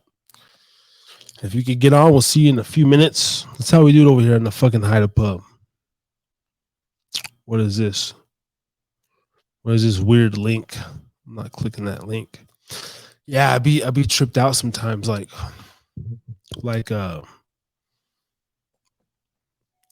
but you know, they know everything anyway. That's why I said, I mean, you know, whether it's me jerking off outside by a tree, God, that was a low point.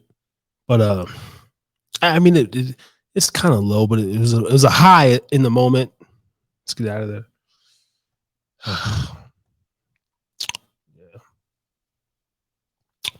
Yeah, it's all good. Links in your email, and come join us in the Haida Pub. Click that motherfucking shit. That's right. Over here on a Thursday night. 80 weeks in a row, the big 80. Some people might think I'm fucking crazy.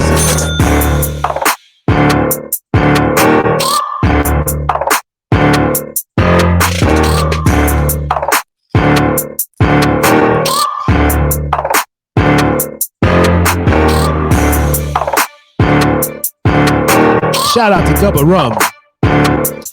That's who this show is officially sponsored by. Officially sponsored by Gubba Rum, baby. Check out gubbarum.com.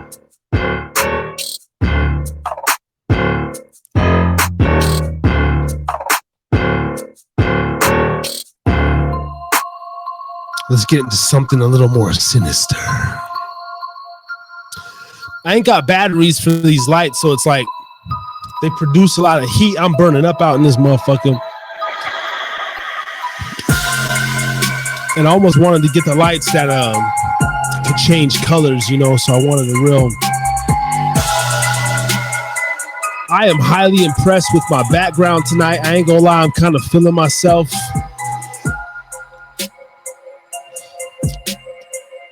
I'm kind of feeling myself. The background is on point. What is this? Didn't get it. That's your email, right? TOBBA 1982. I sent it. Yeah, check maybe the trash even. You know, coming from America, they're gonna throw my American email in your spam. You know what I mean? Check the spam. Check the fucking spam. Come on, man. Hop up on the show and let's make some jam with the peanut butter. Talk about our mothers. Talk about shit that affects one another. All up in the game. I don't know what to really do. I'm insane. Popping Adderall. Wanna talk with y'all. Don't even, yeah, I sent it to you. Same email, TOBBA 1982 at Gmail.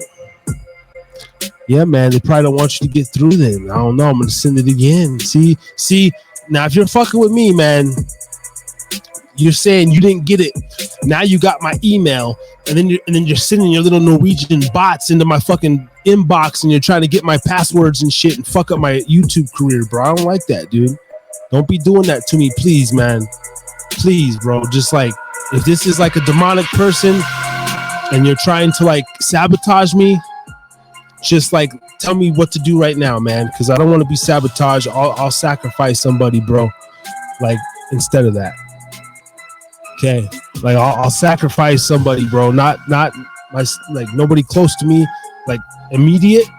But I got a few people that if you guys need something from me, you know what I mean? Just let me know, man, for real. Just, don't fuck with your head. Don't fuck with my head. The fuck? You fucking with my head. Shit. That's where my head goes. That's like I'm a paranoid guy, dude. Like I'm a fucking conspiracy guy. I'm a tinfoil hat. I'm an anti-establishment, bro. So I would imagine, but at the same time, you know, I've been talking a lot of shit for the last year and a half. I don't know. I just don't know. I've had trannies and the rainbow community came after us and shit. It was weird. Not on a major level, just like weird stuff is be happening late at night around the Hyde Pub. Late night weird stuff. I had a guy, Richie from Boston, all of a sudden, just about 3:00 in the morning on the East Coast, the witching hour. I had a comment come in months ago. Real spooky comment right at 3:00.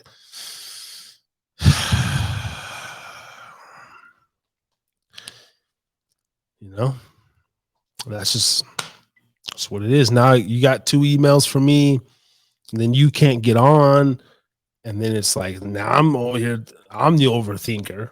Now I'm worried that you're fucking selling my information directly to the Russians because you're a border guard, right? So you probably have a homeboy that works in Russia, like on the border, and then he's like, "Yo, what about this guy? Hey, but if the Russians are trying to recruit me or something like that, well, no, I can't do that because that'll be treason and that's worse. All right, let's get out of there." Harry's drinking again. USA. All right. But yeah, if you can get on, go ahead. What time we got? We just hit the 3-hour mark on the show. Having a great time. Give you a few minutes to see if you can get up in here. Discord. Yeah, see, this is the second person that's asked me about Discord. Is it safe? I don't have a Discord. I need to make one. I made one, but I don't use it. It's out there, you know, just you sign in through Google. A lot of people have been saying Discord. I don't know about this Discord because I tried the WhatsApp and all of a sudden I just get spam. Like WhatsApp's supposed to be safer and but all I get on there is bots and sex ads and fucking weird shit. Hey, weird numbers, weird numbers and shit. It's weird. I don't know. But I'm gonna think about doing a Discord. I have to do more information. There's just so much. I can only keep up with what I'm on now. YouTube, Facebook, you know. I do a little Instagram. I just got on TikTok. I didn't do TikTok for a long time because of the Chinese and the spyware, but whatever. Every fucking app needs permissions to fucking watch me jack off. Fuck you guys, you fucking Asians. They're probably jealous because I have a bigger dick. They're probably trying to get CGI photos of my dick. So there's probably a little fucking collection of custom dildos in Asia from watching me. I don't know. Anyway, but we're on TikTok. Yeah. At Hyde Pubcast. Yeah. What else we got? It's a great show. This is a fucking great show.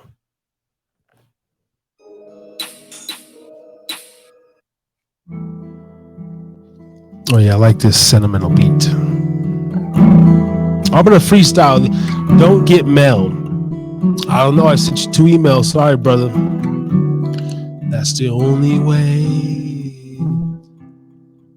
We're gonna hit this note and get up out of here. I hate to leave, but But I have some cards up my sleeve, and I must go, 'cause I trust no one. I stay paranoid.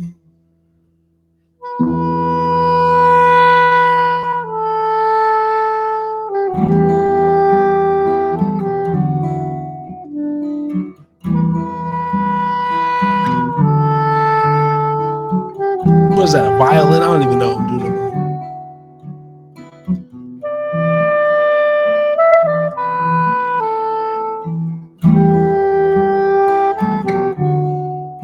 This fucking, it affects my spirit. This tune right here. This is the Fight the Demons anthem right here, man. Don't give up. Don't give down on yourself. You found a home tonight. You found a pubcaster that will talk you through the darkness. You are not alone. You are a member of the Haida Pub family. On a Thursday night, we battle through our demons, through thick and thin. We will not be held down, and we will master ourselves and our emotions as we move forward. Never surrender. And hold on, because nobody said it was going to be a fair fight. But we live to pubcast another night. Amen.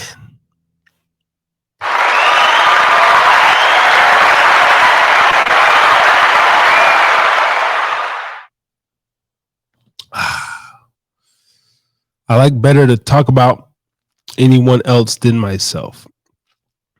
Interesting. Let's talk about me. Ask me a question. Keep me on here, man, because if not, I'm getting the fuck out of here. Nah, so I like myself. I have a hint of narcissism. You have to obviously want to do a fucking pubcast. But like I said, this is like my 80th week in a row doing this. More, plus more. I do this without any viewers. I just like to hear myself talk. I like to watch myself on film. I always have. But I like to blurt out my ideas and stuff. But I'm very quiet in person. So I'm usually the quietest guy in the room. If you met me in person, unless you spoke to me, it's very seldom, and which is kind of a downfall of my personality as well. I'm very introvert. Something about the lights, camera, action gets me going, and I forget about everything. So I believe I have a bit of showmanship in my blood. I feel like I was born to be an entertainer of some sort. I want the world to hear my voice when I do die. And I would like some of my works, audio files. I make music. I have songs out there on iTunes and everything. I would like some of my works to be vaulted and, categorized, and they will be. To what effect or to what, level, that's to remain seen. You're not narcissist. I mean, I'm not really, because obviously a true narcissist doesn't even know that they're, they don't admit that they are. I say that for comedic purposes, but you kind of, we did a show about this. There's like 12 traits, right? I got about 3 to 4 traits of the 12, maybe 5. But I got a brother who's a full-blown narcissist. He hits 9 easy. He hits 9 of the 12 traits, like literally. You know what I mean? Yeah, but thank you. You know what I mean? Sometimes my mom and my girlfriend, they be like, "You're a narcissist," I'm like, "Yeah, but not really." like I am. But I do like me some me. Like Terrell Owens said, I love me some me. And sometimes I deal with self-hate too. I deal with self-hate because I wake up some days and I feel ugly as fuck. I just look at myself, and there's some days I truly hate myself. And I'm like, I don't know why. And there's other days I wake up and I'm like, I'm fucking handsome, dude. And then I, so I truly think I love myself. And I know I do, because even in my biggest drug phase, I never like let the drugs take over me. I always maintain myself. I was always able to pull myself up out of any rut that I'm in. And so that's kind of let's go back to big asses. Let's go back to big asses. Look at that. I could just, look at this. Some white girl booties. Hold on. Let me type in Norwegian. What are like, I don't even know what Norwegian women look like. I just assume they're like those little plaid things, those little kilts and shit. Norwegian women. I'm just going to type in Norwegian women on Google.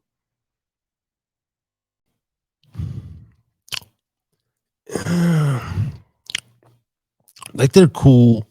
But see, of course, I like black women and Latina women. Like the whole there's a hot Norwegian. See, I like dark features. All right, time to share the screen. I don't know if you're out there watching on Twitch. If you're watching on Twitch, because I don't never go on Twitch when I'm live, and Twitch never saves my videos ever. So if you do have YouTube, Mr. Toba Army guy, head over to YouTube, man. Type in Hide a Podcast. Check us out over there, because that's the main place of residency is the YouTube. And I could use your subscribe. I know it gets annoying. I hate when YouTubers ask for it too. But we got to do our due diligence here, man. Shit. Putting in this work. So anyway, I got Norwegian women pulled up on the screen. I don't know if you could see that. This chick right here is hot as hell.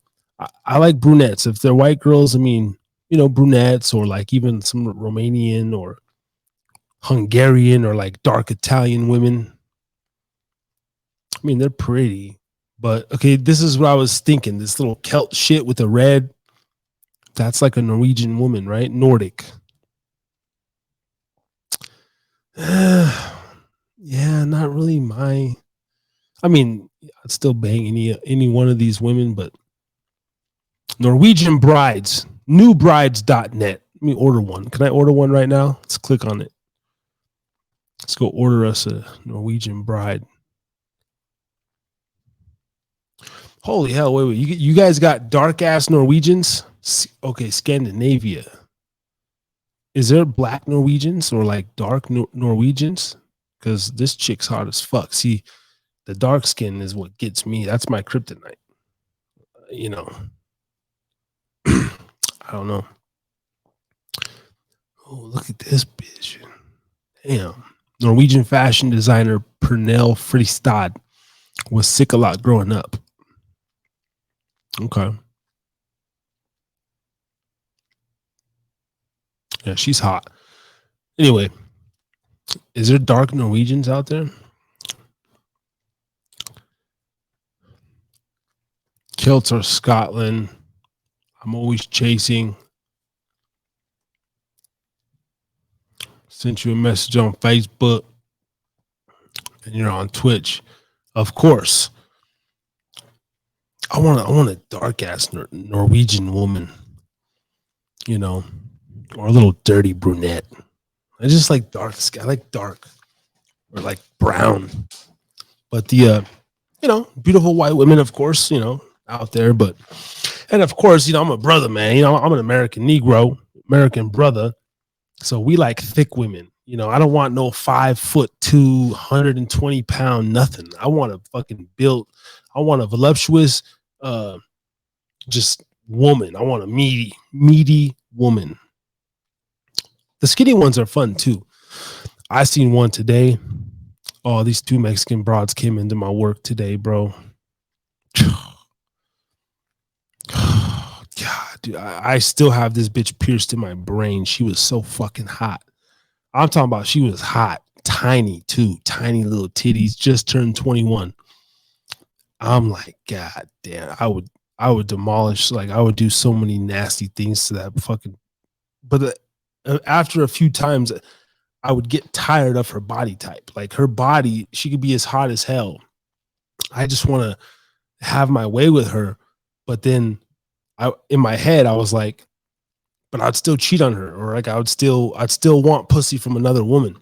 That's what women don't get, is that we just want different.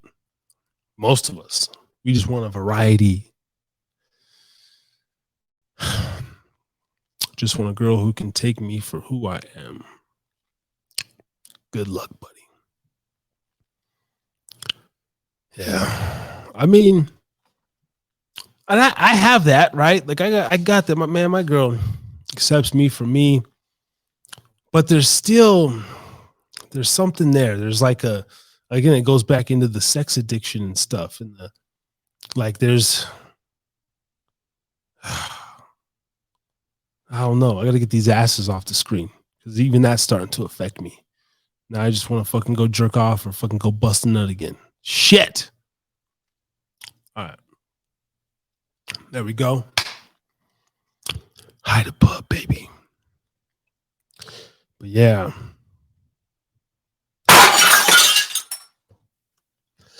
Harry's drinking again. Pubcast.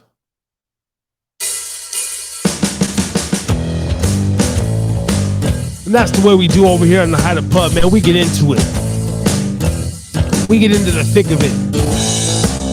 We learn about one another. And we talk with each other. Come over here to the Hide a Pub today, where you can be vulnerable and speak what's on your mind.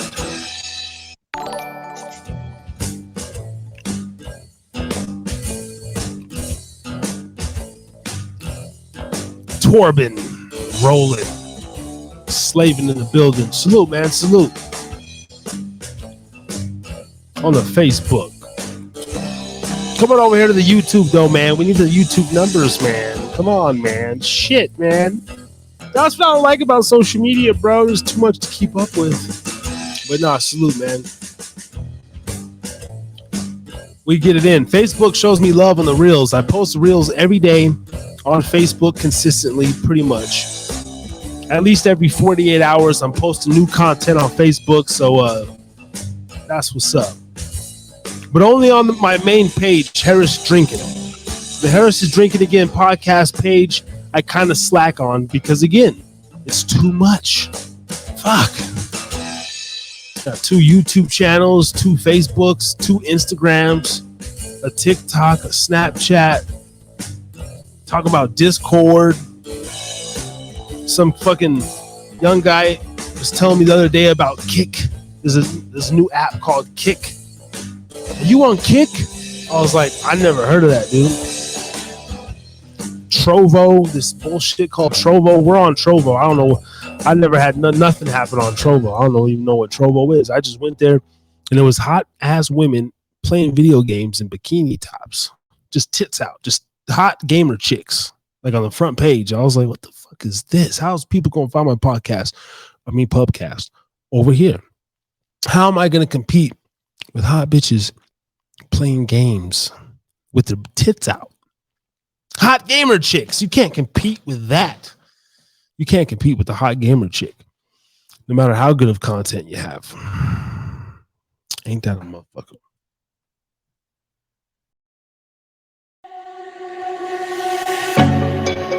Yes, yes. Let's pound this beer.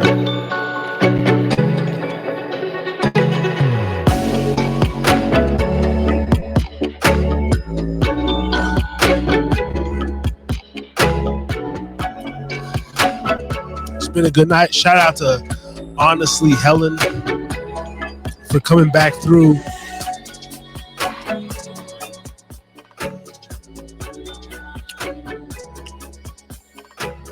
Yeah, Slavin, you got 2 emails, but I'm getting ready to get up out of here. Has some good traction. Again, you men are dirty dogs. Everybody was on here when Helen was on here.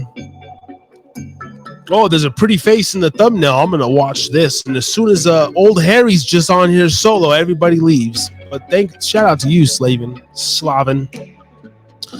you industry slave, you.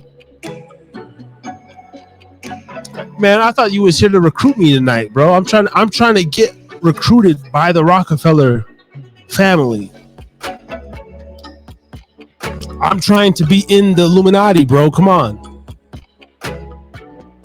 I've told you guys I would sell my soul for like there's certain stipulations, but if you need an industry puppet, I'm willing to make some money, you know.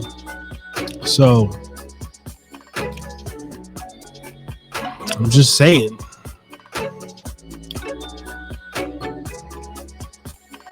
You're drunk. What are you drinking tonight anyway, bro? What do fucking Norwegians drink? I heard Germans, they got warm beer, right? Y'all drink warm beer, the Germans, but I mean, like, what do Norwegians drink?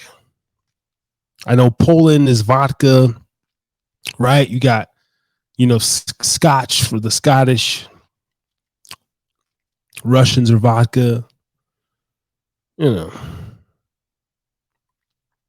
Hard seltzer.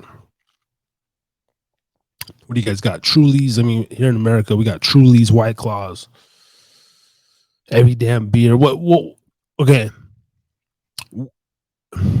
I assume you have U.S. brands over there. You guys have, Corona, Modelo, Bud Light, Coors Light. But like, what's the Norwegian country beer? Like, what's your equivalent to Bud Light here in the U.S. or Coors Light? What are you guys drinking over there? And I'd be interested to know, you guys have like, what's your hard alcohol? Like, are you guys a whiskey country or a vodka country or rum? I'm sure there's probably some good vodka over there. Norwegian vodka. Let's type in Norwegian vodka before we get the fuck up out of here. And that's cool, man. Also, we're up on Spotify. If you are a Spotify listener, podcast, is up there. I got the first 10 episodes. Tonight's episode 80. So I'm uploading my back catalog.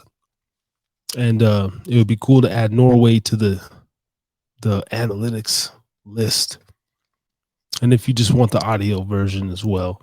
So I've typed in Norwegian vodka. We got Christiania. We have Norvegia and Vikingsford.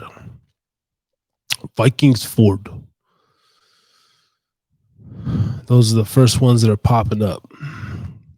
Vikingsford. And then we got some Norwegian Mood Birch Vodka. Christiania. Oh, is that what y'all are drinking over there? Christiania. Norvegia. NorvegiaVodka.com. That's tight. Got a polar bear for a logo. I'm going to go to the liquor store and drink and get some Norwegian vodka. Just for you, you slave. We drink aquavit. Linge aquavit. Linge aquavit. Let's type that in. Oh, shit comes up right away. No shit, Linny, aka Linny. Herbal and Spice by Linny. And then you guys got Linny Aquavit Original. NordicSpirits.com. Shout out to the fucking Norwegian people, man. I don't know what your money. I think the Europeans, like, we lose money in your shit. So you're selling, what is this, a fifth for $18.90. whatever the fuck that means. $18.90. Linny Aquavit Original, 41.5%. Norwegian matured. Hey, watch next week. I got some of this shit on the show. Would that blow your mind or what? I don't know if you can get that shit here in America. This shit's like NordicSpirits.com. You got some Valhalla Alborg Jubilee Jubal comes. The fuck? Javelina. I'm trying to do my best to pronounce this shit. Interesting. Some Javelina, some Aquavit. I like that. Interesting. Vikings Ford. Oi! I don't know. Shout out to you, man. Anyway, getting the fuck out of here. It's been a good night. Salute. Thanks for stopping through. Thanks for your time and energy. I am Harry Too Scary, aka Mr. Harris. This is the Harris is Drinking Again podcast. Thank you for hitting me up on Twitch, Facebook. We're up on the YouTube at Hida Podcast. And we go live every Thursday night. I say we because I started doing this Zoom for my co-host in Hawaii. Then he started doing his own show. And I just took my shit a one-man act. I've been killing it. And but he still comes through every so often. And but we're still a brotherhood on the back end. Let me get my see y'all next week up.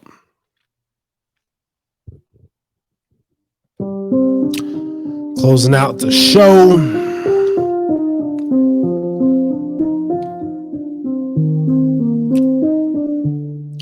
We didn't talk about no Nevada news, but it's okay. We'll catch that another day. Interesting. Thank you. Take care. Don't sell my email information to the Russians, please. I don't want to wake up and my shit's like I'm logged out and my computer's hacked. Okay? I don't need that industry slave. If anything, send me a fucking email to the royal families and let them know I'm on board. Okay? I'll be a puppet for the agenda. Just pay me, damn it. Pay me. Pay me. Thank you, sir. I know. I trust myself. I trust my beliefs. I trust my intuition into the dark side and the good. Guess what? Harry's not in the hood. Let's bust a freestyle flow before we get up out the dough. Back in the day, we used to smoke off the moles. Shout out to border control. People keeping people intact.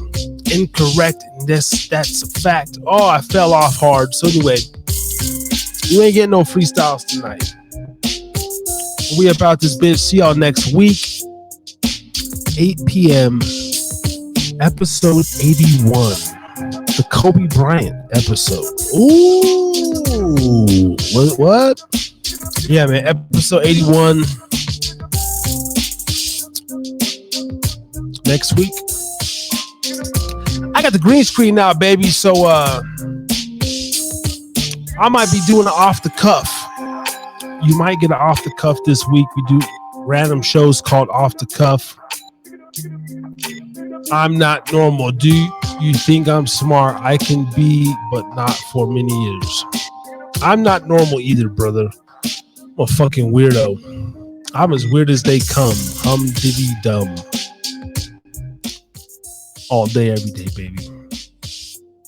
Hi, the podcast. We out this bitch. Salute.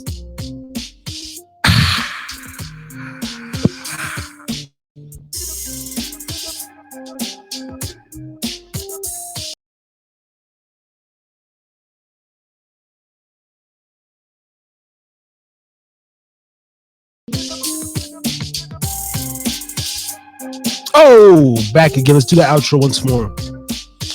I had to do a clip. That was for the clip. Switch my backdrop. We gotta close out in the Reno. This has been another edition of the Harry's Drinking Again, episode 80. Peace and love. Thank you to everybody who's tapped in. We'll see y'all next week, 8 p.m. Harry's Drinking Again. Yo. You have been listening to the Harris's Drinking Again pubcast. For more, go to YouTube, type in @HideaPubcast. Look us up on Spotify, any and all streaming platforms. Harris's Drinking Again pubcast. Thank you.